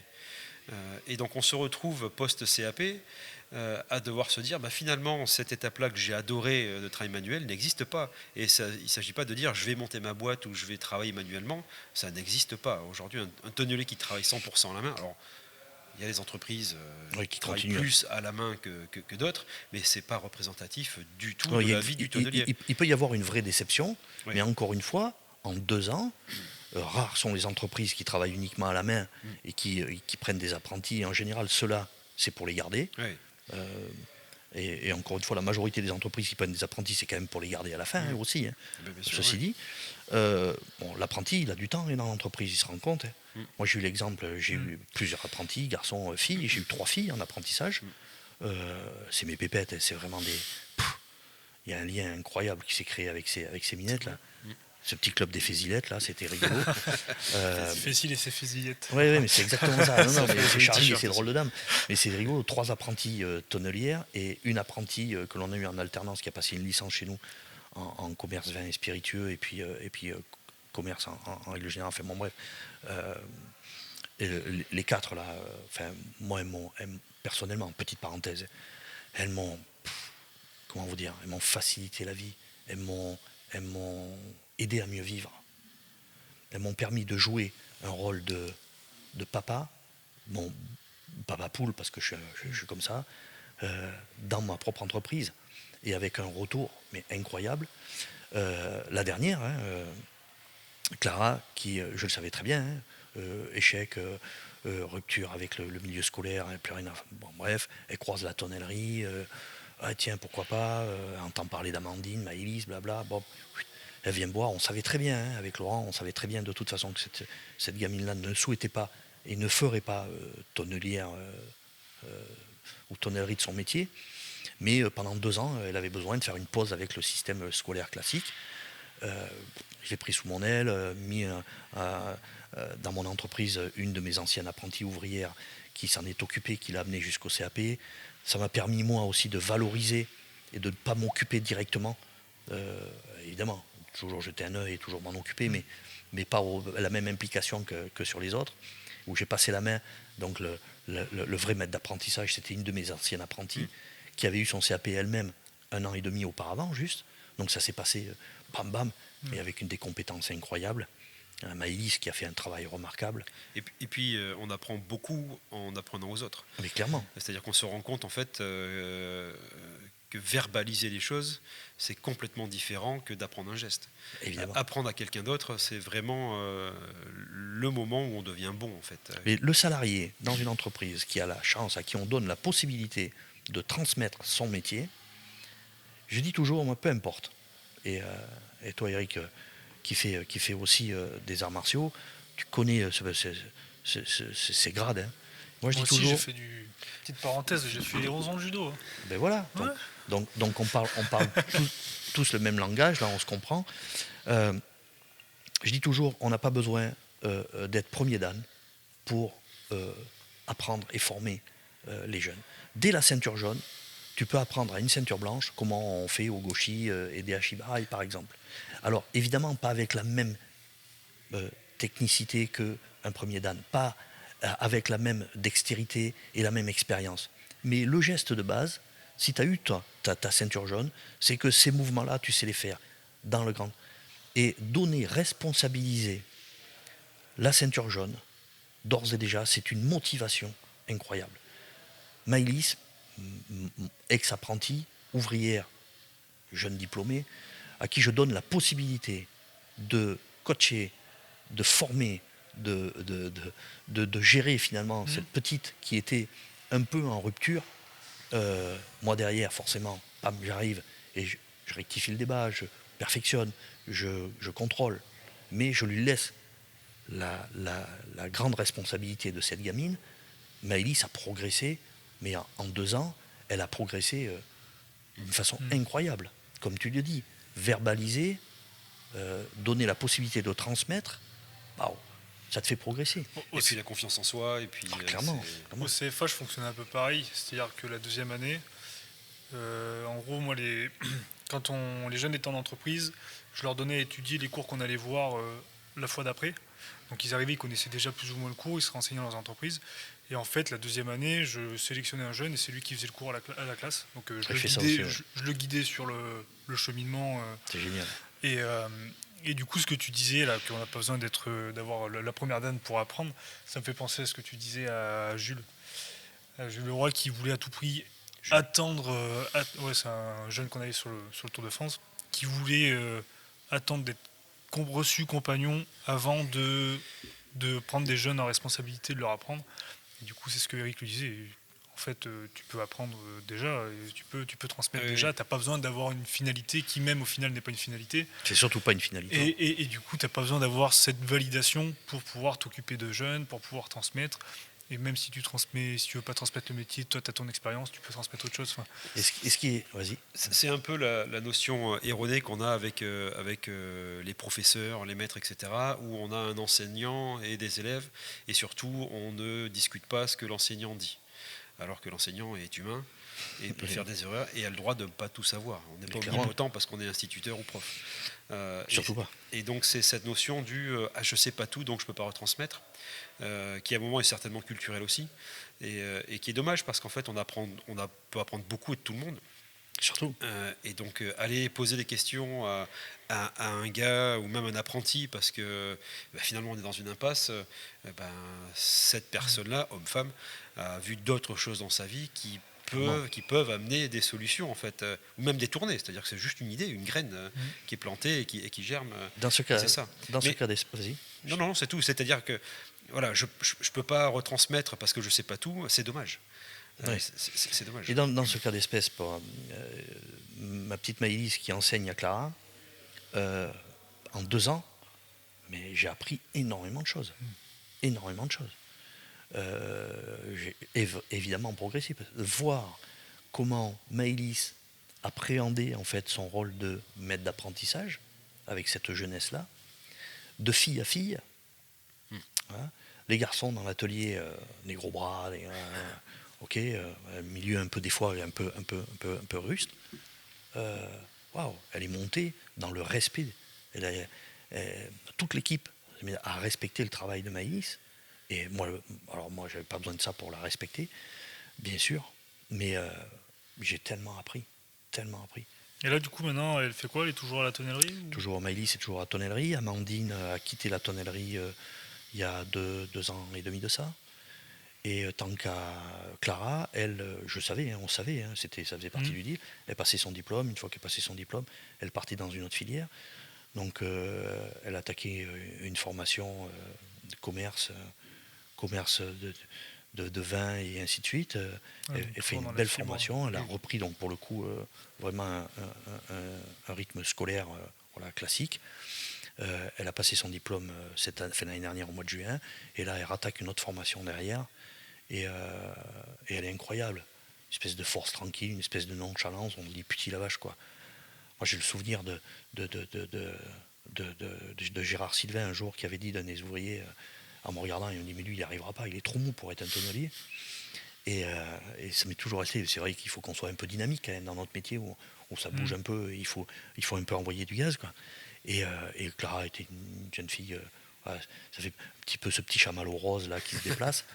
Et par contre, quand elle a décidé, elle est capable d'abattre des montagnes. Ouais. Elle a fait son CAP avec brio, elle a passé son CAP dans tous les sens, mais incroyable. Et tout ce qu'elle touche, elle le réussira. Elle le réussira. Alors que quand on la voit, et ça me fait vachement plaisir de voir des gamines comme ça qui sont passées par notre métier et qui vont faire autre chose. Mais cette partie-là de leur vie, et j'y reviendrai peut-être un jour, mais cette partie-là de leur vie est très importante. Et c'était un choix pour toi de former que des filles ou c'est que ça s'est présenté comme ça? Sincèrement, j'adore l'humain en général, tant qu'il est humain. Okay. Voilà. Le côté un peu vestiaire, un peu bourrin des garçons a tendance à m'insupporter. Plus je vieillis et plus ça m'insupporte. Le rapport vestiaire m'insupporte. Tu vois. Maintenant c'est fini, j'ai plus envie de ça non plus. Et puis j'avais vraiment envie de prouver à l'ensemble de la profession que les filles avaient leur place dans notre métier. Donc j'ai vraiment mis l'accent là-dessus. Cette année, on en a une à Bonne, là, qui est chez Marc Grenier, donc en fourrerie en plus. Pareil, elle se défend vraiment bien et très intéressant. Avec, pour le coup, c'est Rémi maintenant qui tient Rémi Sylvain, oui. Rémi est passé par la tonnellerie. Okay. L'école de Blanquefort. Et j'étais moi-même, au tout début de ma carrière, salarié de la tonnellerie Sylvain. Et donc j'ai travaillé avec le père de Jean-Luc, et après avec Jean-Luc, pendant une bonne décennie. Et Mais le métier s'ouvre à ça, parce qu'on en discutait même avec Jean-Marcel. Jean-Marcel aussi est très ouvert à rentrer des filles aussi. Il est très ouvert à plein de choses, Jean-Marcel. On a trois femmes chez Dargaud Jéglet aussi. À un moment, de toute façon, pourquoi pas, hein. Je veux dire, on a un métier qui a vite tendance à avoir l'air macho, parce que oui, c'est physique, oui, c'est dur, etc., etc. Un peu la chanson aussi. Hein. Mais bon, après, on a aussi des réalités, c'est-à-dire que certains postes Je suis d'accord avec durs. toi. Oui. Que ce soit Maëlys, Amandine ou Clara à l'atelier, on ne pouvait pas les mettre à la chauffe pendant 15 jours d'affilée sans que ça devienne très physique pour elles. Donc il y a des postes où elles y allaient, mais à chaque fois qu'elles y allaient, même si ça ne durait pas longtemps, dans tous les cas, elles amenaient. Et ça donnait de la réflexion aussi au reste de l'équipe. Moi, je suis parti du principe qu'il fallait faire tourner les gens, Ouais. sous-entendu qu'ils le veuillent aussi et qu'ils en aient les compétences. Hein. Ouais. Oui. Qu'ils le veuillent et qu'ils en aient les compétences, parce qu'il ne faut pas oublier quand même la finalité. Le client, il faut qu'il soit satisfait de la balle qu'il achète. Tout à fait. Je rebondis là-dessus, je rebondis sur ce que tu dis. Comment est-ce que tu organises du coup tes rotations avec les filles pour que le travail reste Alors, on va parler au passé, parce que ça c'est derrière moi maintenant. Oui, bien sûr. Mais c'était un petit peu en fonction des besoins de l'atelier, en fonction des absences, des besoins de l'atelier, et puis aussi de leur capacité à elles, à être capables de réaliser telle tâche. Certaines filles étaient capables, d'autres un peu moins. Et puis il faut tenir compte.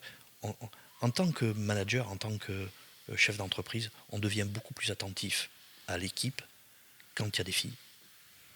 Enfin, moi personnellement, je fais beaucoup plus attention à une fille qu'à un garçon. Ouais.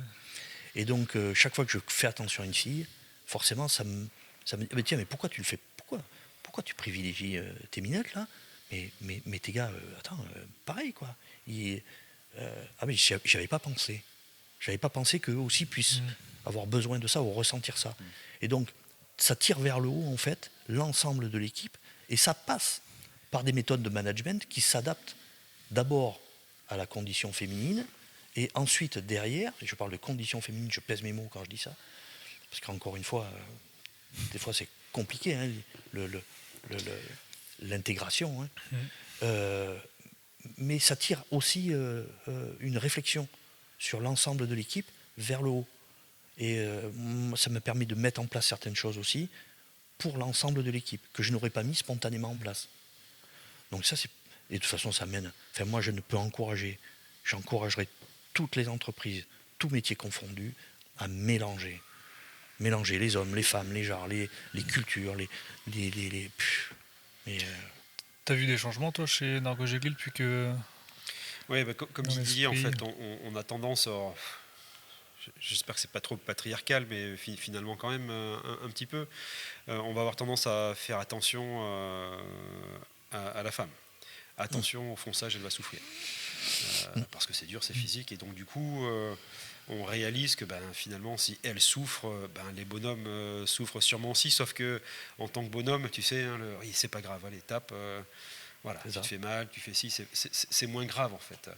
Parce qu'on est aussi éduqué comme ça. Hein, et donc oui, on finit par adapter les postes pour elle, mais c'est tout l'atelier qui en bénéficie. Oui. Ouais. Clairement.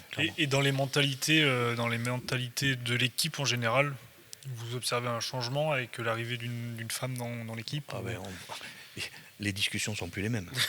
Ah les oui. discussions au pause sont plus les mêmes. Moi, c'était des petits bonhommes, hein, que j'avais, des minettes, hein, des vraies petites, des petites minettes montées fin, toutes fragiles, des petites feuilles adorables, mais dans leur tête, c'était bonhomme, quoi, tu vois, avec un gros caractère. Je pense qu'il faut. Ce qui est un peu obligatoire aussi quand même, ça reste un milieu très ouvrier. Mais malgré le fait qu'elle pourrait tout entendre, l'ensemble des conversations change. On fait plus, ils se parlent plus pareil entre eux. Les garçons, au fil des mois, ne se parlent plus de la même façon.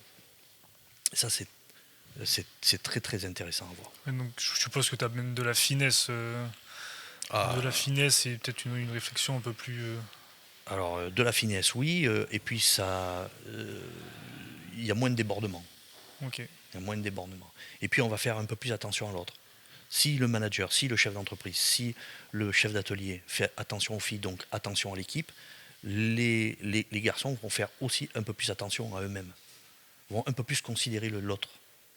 il y a une considération qui est mise en place entre garçons qu'il n'y avait pas avant. Ok, tu observes les mêmes choses, toi, ouais. Oui, alors il y a toujours ce côté un peu séduction quand même, où il y a le rapport homme-femme, où voilà, même si c'est pas ou avéré, ou avoué, ou vraiment montré, c'est peut-être même pas forcément réalisé. Hmm. Voilà. Mais oui, les rapports changent, bien sûr. Alors Oui. ça change les rapports masculins entre eux aussi, du coup. Ah oui, clairement. Où, on aimerait tous avoir un atelier hyper solidaire où tout le monde s'aide. Oui, mais c'est pas le cas, c'est pas la Ce qui n'est réalité. pas forcément le cas. Voilà. Là, ça dépend vraiment beaucoup de la personne. Certains vont aider leurs collègues et d'autres pas du tout. On se rend compte qu'en mettant une fille au milieu, elle, bizarrement, a souvent beaucoup d'aide.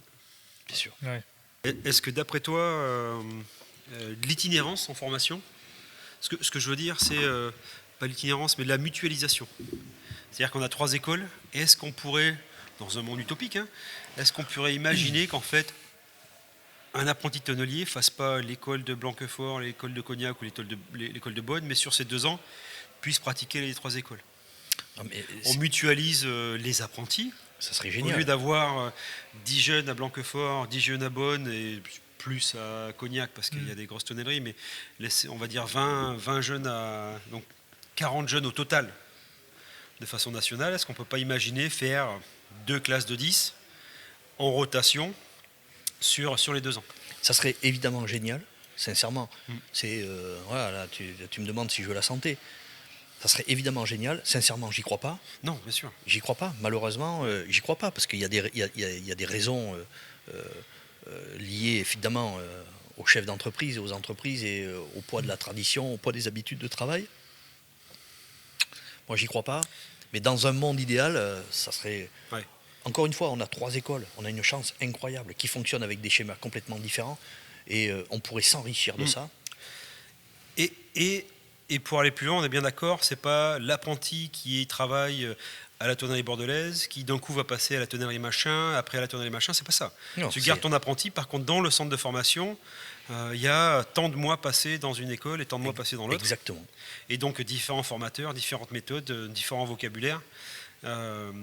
Oui, différents outils, Ouais. différentes méthodes de travail. Et puis du coup, on mutualise tout, la formation, les besoins, les nécessités. On parlait tout à l'heure du problème en fait de faire du 100% manuel par rapport à la réalité du métier. Et on a parlé du problème d'organisation de ces temps de formation. Il y a aussi l'organisation des CFA eux-mêmes. On n'a pas de machine en tonnellerie. Enfin, je ne sais pas à Blanquefort, mais je sais qu'à Beaune, il n'y a pas de machine, si tu veux. D'égo, d'accord, s'il y a ruban, d'accord, mais apprendre à régler une rogneuse. Oui. Puis encore une fois, il y a tellement de diversité sur Bien le sûr. parc à machines, le parc de machines en France que régler une rogneuse, tu peux pas avoir tous les types de machines dans une école. Mais ne serait-ce savoir comment ça fonctionne. Après, je serait-ce pense sur qu'il comment faut ça juste, fonctionne. au niveau des machines, on peut pas demander au CFA d'investir dans ce parc machine. Non. Et puis Non. elle tournerait 2 fois par an, ça serait pas. On n'est Non, pas, mais tu encore vois- une fois, on n'est pas sur des problématiques de rentabilité. Hein. Non. Là, Non, faut mais- penser- Non, mais même, faut on peut penser. pas se permettre d'acheter, vu le prix des machines en tonnerie, on peut pas dire on achète une machine mais- et elle tourne 2 fois par an. Enfin, je trouve ça un peu. Enfin, ça serait ridicule pour moi. Par contre, on peut aborder la théorie pour que les jeunes, quand ils sont en entreprise, ils soient plus à l'aise avec le fait de régler une machine. Non, mais d'où l'intérêt de prendre un groupe d'apprentis d'une école voilà, et de l'amener dans une tonnellerie, d'amener ce groupe dans la tonnellerie, ouvrir les portes. Il faut Oui. ouvrir les portes des tonnelleries. Tu accueilles un groupe, tu demandes, je veux dire, n'importe quelle entreprise aujourd'hui, moi, tu m'aurais demandé, tu m'aurais dit, tiens, j'arrive aujourd'hui avec, pendant 2 ou 3 jours dans ta tonnellerie avec mon groupe d'élèves, on passe 2-3 jours à la tonnellerie, c'est pas un problème. On passe sur tout le parc à machines, sur toutes les machines, je leur explique exactement comment elles fonctionnent, comment on les règle, blablabla. Bla. Et puis tes gamins, ils partent au bout de 1, 2, 3 jours, ils ont vu l'ensemble des machines, voilà, on fait des petites... Puis il y a des outils aujourd'hui, il y a moyen de faire des tutos. Il y a moyen de faire des vidéos très pratiques, encore une fois. Je veux dire, c'est un outil qu'on n'utilise pas. Hein. En formation, c'est un outil que l'on n'utilise pas. Et je trouve ça magique. Moi, c'est la chance que j'ai eue quand j'étais chez Dargaud, là. C'est que Jean-Marcel m'a ouvert les portes tous les soirs et tous les week-ends pendant 1 an. Et avec quand même l'aide d'Eric, où je pouvais ouvrir les machines, les démonter, prendre des notes, regarder comment ça fonctionne. Et ça, en fait, aujourd'hui, c'est quelque chose que j'aimerais apporter au CFA. Peut-être pas aussi poussé parce qu'on n'a quand même que 2 ans de formation, mais c'est quelque chose qu'aujourd'hui, il nous manque dans les ateliers. Mais bien sûr. Et qu'il faudrait apporter. Et quand on parle Clairement. machine sur le référentiel, tout ça, en fait, on va parler d'ego, rabot, scie à ruban. Très bien. Mais c'est pas les machines où on a besoin de savoir régler, pour moi, en tonnellerie. On a Non. des machines très atypiques. Et je pense que c'est là-dessus où il faut se focaliser. Et c'est là-dessus où aussi la personne qui a un CAP fera la différence avec l'intérimaire qui vient de rentrer. Et... Bien sûr. L'avantage de la dégo rabot et de la scie à ruban, et nous à l'école on a un tour de ponçage ok. avec 2 têtes et tout, donc c'est plutôt sympa dans Oui. une cabine. C'est bien. Ça. Donc ça c'est plutôt sympa. Et l'avantage sur au moins les 2 premières machines, on aurait pu y inclure la toupie, mais bon, on s'en sert peu finalement en Mais- tonnellerie, la toupie. Mais dans tous les cas, c'est intéressant pour justement travailler sur les gestes et postures, travailler sur la sécurité en fait. Machines qui sont dangereuses. Et c'est des machines où on peut très facilement faire de la formation sécurité. Après, Oui. derrière, l'utilité, on a tous besoin d'une négo, on a tous besoin d'une négo, on a tous besoin d'une raboteuse, d'une scie à ruban. Après, moi, je privilégierais plutôt effectivement d'avoir un petit parc à machines, basique, classique dans les centres, ça suffit largement. Après, par contre, amener les jeunes dans les entreprises. La chance que tu as eue dans l'entreprise d'Argo Giglet, évidemment. Nous, ici, c'est plus compliqué. C'est vraiment plus compliqué. Après, encore une fois, c'était une démarche personnelle. Oui. C'est pas la démarche d'un CFA, d'un groupe.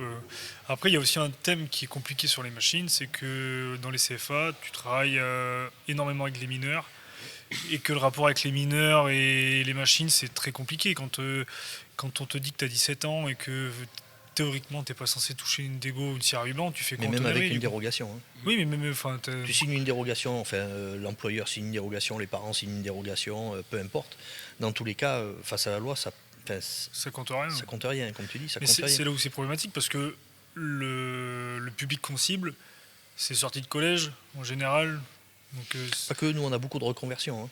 De plus en plus. De Ouais. plus en plus. ouais, Je suis On rebondir en sur a les. un, on en a un qui a 41 ans là. Cette année. Oui, la reconversion, c'est ce qui va faire le gros de notre force dans pas longtemps, je pense. Et je pense qu'il va représenter le plus gros vivier finalement bien sûr. dans Et la des- formation en alternance. Et des jeunes motivés, du coup, puisque en reconversion, et donc du coup, déjà avec une expérience, réussie ou pas, mais quelqu'un qui vient un peu plus âgé et qui sait déjà ce qu'il veut faire ou ce qu'il veut pas faire.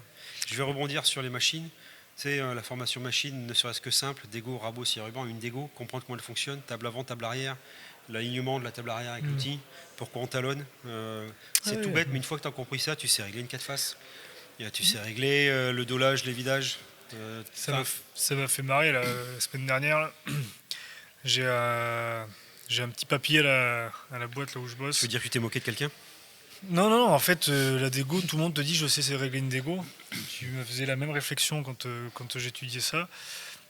Et pareil, donc il a 55 ans, donc il a passé son CAP, il a chez Taranso, connu Jean Taranso, tout ça, donc un peu de bouteille. Et pareil, la dégo, ça faisait des à-coups, la table bien réglée. Et en fait, c'est que les tables étaient inclinées, mais il comprenait pas. Et ben du coup, voilà, donc j'ai fait des croquis pour lui expliquer, mais même moi, pour me rappeler, voilà, comment. Parce que j'ai besoin de dessiner, moi, j'ai aucune vision.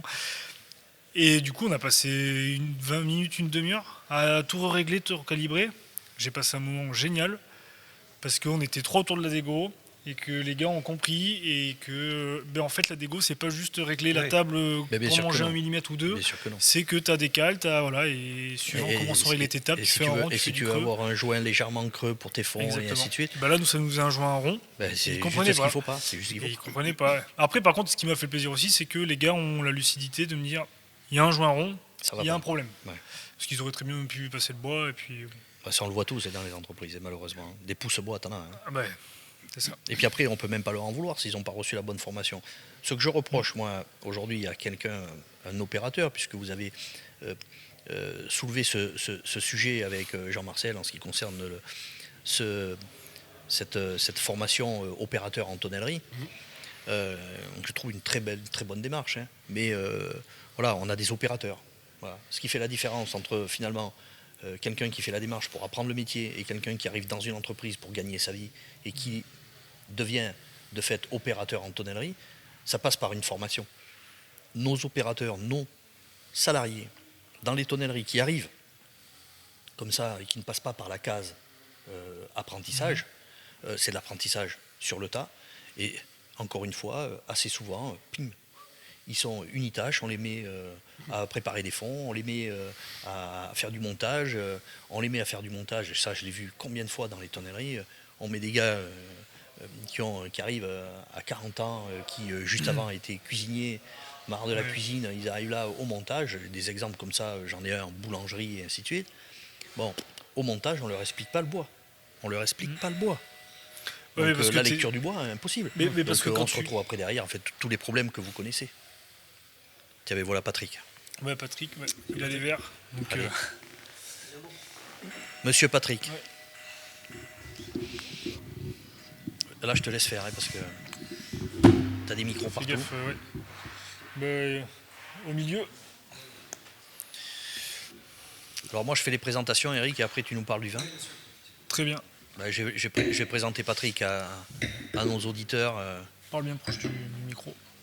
En fait, Patrick Lafargue, qui est un ami de longue date et qui est propriétaire en fait de la concession Ducati zone rouge de Bordeaux, voilà, et qui nous accueille gentiment aujourd'hui. Avec plaisir. Et comme je le disais précédemment, au début en fait de ce petit interview, l'idée c'était de mélanger les genres et voilà, comme on a déjà fait des événements ensemble à la tonnellerie notamment, et avec ton équipe Ducati à la tonnellerie. Ouais. Donc moi j'aime bien mélanger les genres et puis bon, c'est des passions qui nous animent. Je sais que Patrick aime bien aussi le bon vin. Donc voilà, encore mille merci. Puis je te laisse la parole. Plaisir. Ouais, l'accueil était vraiment, est vraiment exceptionnel. Franchement, top. Et puis les machines, hein, parce qu'on Oui. a la chance, Oui. quand même. Parce que j'en ai parlé des machines, je t'assure, parce que bon, bon C'est de la passion, c'est comme le vin. ben oui, voilà. Et puis bon, même si c'est effectivement on a 3 machines là sur les 4 qui sont vraiment des machines, bon, pour les collectionneurs et des machines haut de gamme. Mais on a la chance, voilà, ces machines qui appartiennent, notamment celles-ci qui appartiennent à Patrick, on n'en voit pas tous les jours, pas se mentir. Des gens qui ont la chance de croiser en fait des Super Leggera. Alors oui, effectivement, il y en a quelques-unes qui sont perso, ce sont des modèles particuliers dans le sens où elles valent un petit peu cher, mais elles sont série limitée dans le monde à 300 ou 500 exemplaires. C'est des dérivés de motos de course que l'on voit couramment à la télé. C'est des matériaux nobles, c'est des matériaux qui sont faits pour être légers, pour être performants. C'est des machines exclusives, donc c'est une chance. Une vraie chance, oui.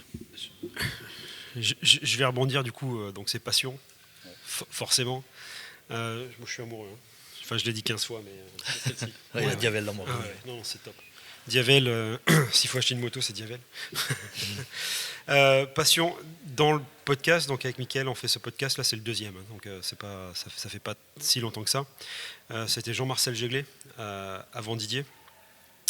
Et donc on a amené une bouteille sur ce podcast précédent qui se trouve...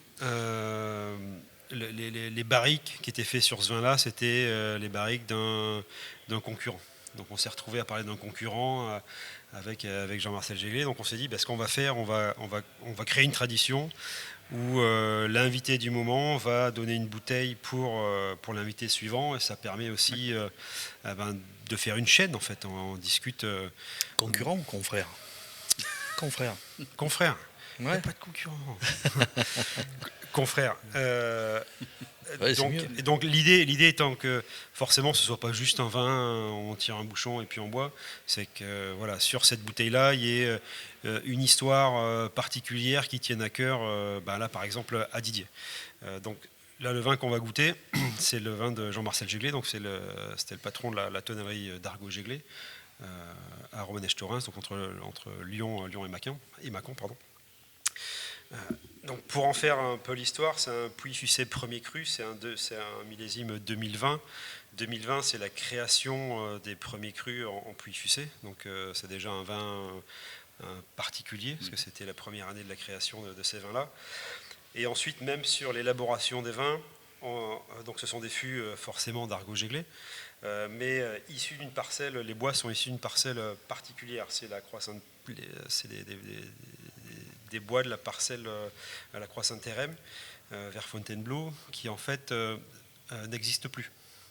Donc ces fûts-là ne sont plus réalisables. C'était les derniers bois de cette parcelle qui était une parcelle extrêmement prestigieuse. Et donc c'est un vin qui est fait par Laurent sur une parcelle de vigne qui s'appelle le Vigneray, qui est pareil, qui est propriétaire, dont ils sont propriétaires à 100%. Donc on est sur un vin unique, bon, qui se trouve être forcément très très bon, mais c'est l'alliance, quand on parle de passion, c'est l'alliance d'un bois particulier qui est multicentenaire, d'un mérandier qui a travaillé ses bois d'une façon correcte, d'un tonnelier qui a amené ses bois à maturité, qui a fait des fûts pour un vin particulier, d'une parcelle particulière, pour un vigneron particulier. Toutes ces histoires s'enchaînent. Et alors c'est marrant parce que ça rejoint un peu ce que tu viens de dire sur la moto qui est derrière nous, là, où en fait les matériaux sont choisis dans une optique un peu particulière. On est dans la même idée, on n'est pas sur les mêmes produits, mais c'est à peu près la même chose. Une histoire de passion, on mène les passions en fait. Aujourd'hui, tu es propriétaire de cette moto parce que quelqu'un a voulu faire quelque chose d'exceptionnel. Et sur ce vin-là, c'est exactement la même chose. Donc ça finit par être ce vin-là est un vin un peu rare, qui, une fois écoulé, en fait, se fera plus. Parce que les bois n'existent plus. Et ces parcelles de vigne n'existent que chez ce propriétaire-là. Voilà. On va goûter, hein. Et on peut remercier Jean-Marcel Clairement, pour ce beau cadeau quand même. Oui, bien sûr. Sers pas des bols. Merci. Des formations professionnelles. Il nous sert de ses godets. La vache. Tu entretiens en fait le mythe mais on n'est pas du... au tri encore. Oui, d'accord. Mais enfin, C'est la faute les gars, des verts, ça. oui, mais de toute façon, tu sais, même le réchauffement climatique, j'en suis responsable. Si tu veux bien. Ouais, c'est. Vous entretenez le gars, le mythe du tonnelier qui aime Non, mais lever le coude. Regarde, là, tu nous as mis des traits un peu hauts sur les verres. J'y peux rien. Non, mais c'est très bien. Ah oui, c'est vrai qu'ils sont un peu pleins, mais perspective. Santé. Donc une Merci. pensée particulière à Jean-Marcel. Merci Jean-Marcel, merci. Pour la bouteille. Et puis merci encore de nous recevoir ici. C'est avec grand plaisir. C'est vraiment exceptionnel. On a été vraiment très très bien reçus. Et puis on partage la passion de choses exceptionnelles. Exactement. Et puis vous lancez un challenge pour les prochains aussi. Oui. Il va falloir avoir des idées encore plus Décalées. atypiques. Ouais, non, c'est chouette.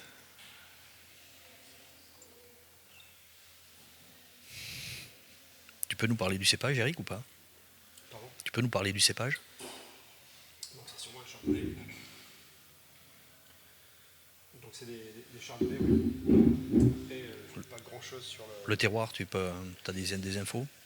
Non. Désolé. C'était vraiment l'histoire de la. C'est vraiment l'histoire en fait du bois en fait. Oui, ce fameux bois que l'on ne retrouvera plus. Ouais, c'est ça. Tu parlais tout à l'heure la dégustation que tu as fait où tu parlais des gens qui travaillent. Ouais. Et donc là, moi je retrouve un peu cette histoire où en fait on est sur une parcelle de forêt en fait qui n'existe plus. Ouais.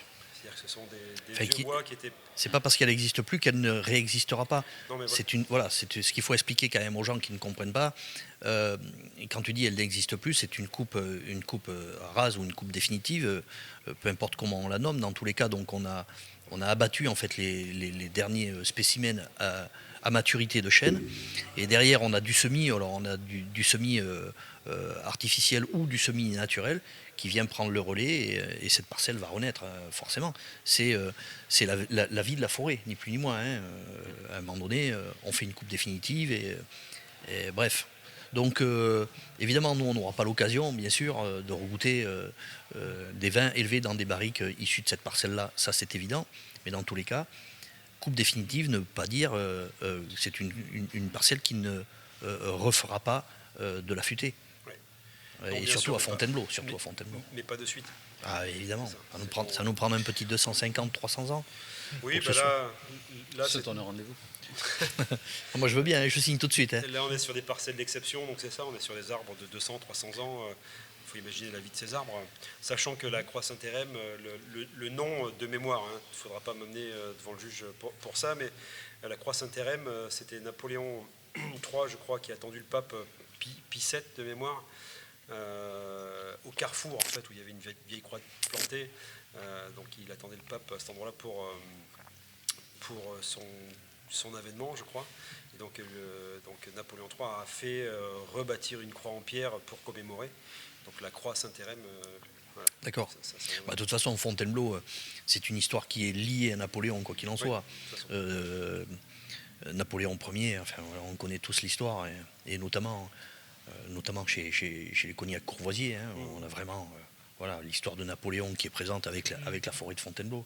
C'est juste incroyable. Ouais. Pour revenir à ce vin, Du coup, j'ai regardé 12 mois d'élevage. bon, il y a une minéralité qui est quand même là, hein, donc on a une vraie belle minéralité. On a un nez qui est incroyable. Je suis bluffé en fait par la longueur en bouche qui est évidemment apportée en fait cette sucrosité, toute cette longueur en bouche est amenée évidemment par un bois d'exception, ça c'est évident. Le bois ne prend pas le pas. Hein. Oui. On sent une espèce de dentelle, c'est vraiment une finesse, une élégance incroyable. On a ce côté un peu, alors chez nous ça pourrait presque être péjoratif, mais dans ce cas d'espèce je trouve ça incroyable. Côté un peu paillé, hein, et en fait ça lui va à ravir. Bon, on met un costume sur le dos, je ressemble à rien. Tu mets un costume sur Brad Pitt, tout de suite, c'est merveilleux. Donc là, sur ce vin-là, pour le coup, c'est juste formidable. Je trouve que ça lui va très très bien.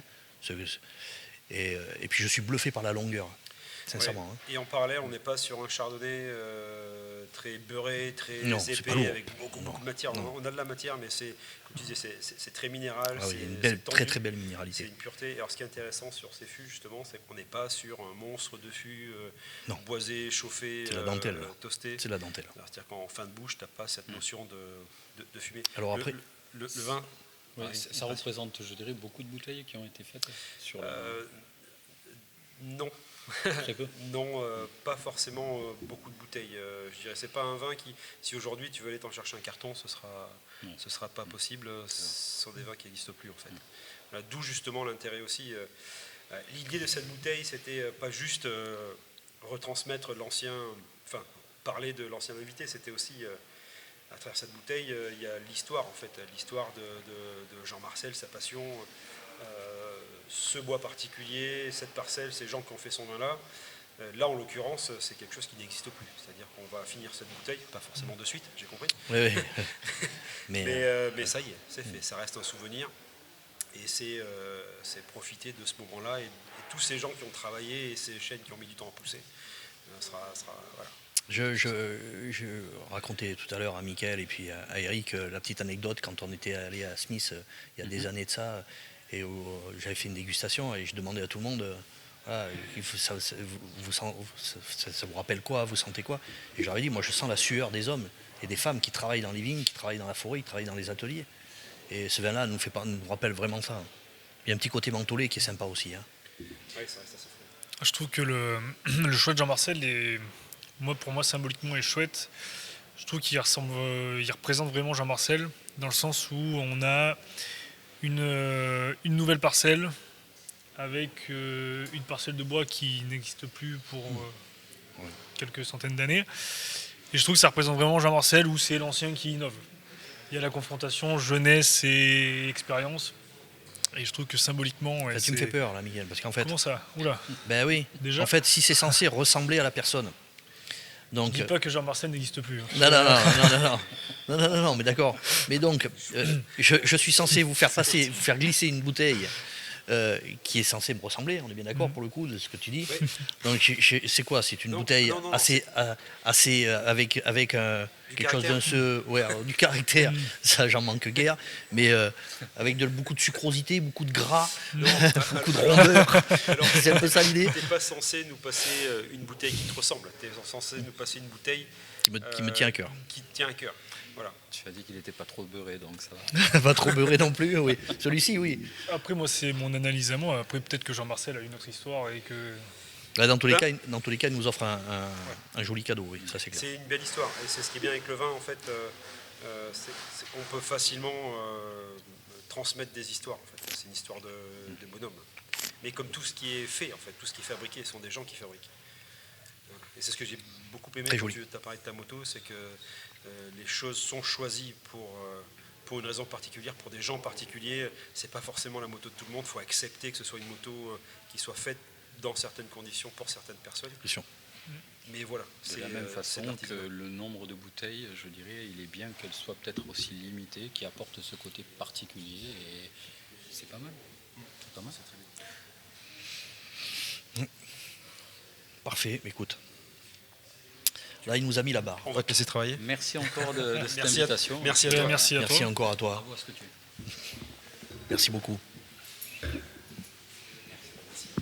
À plus tard.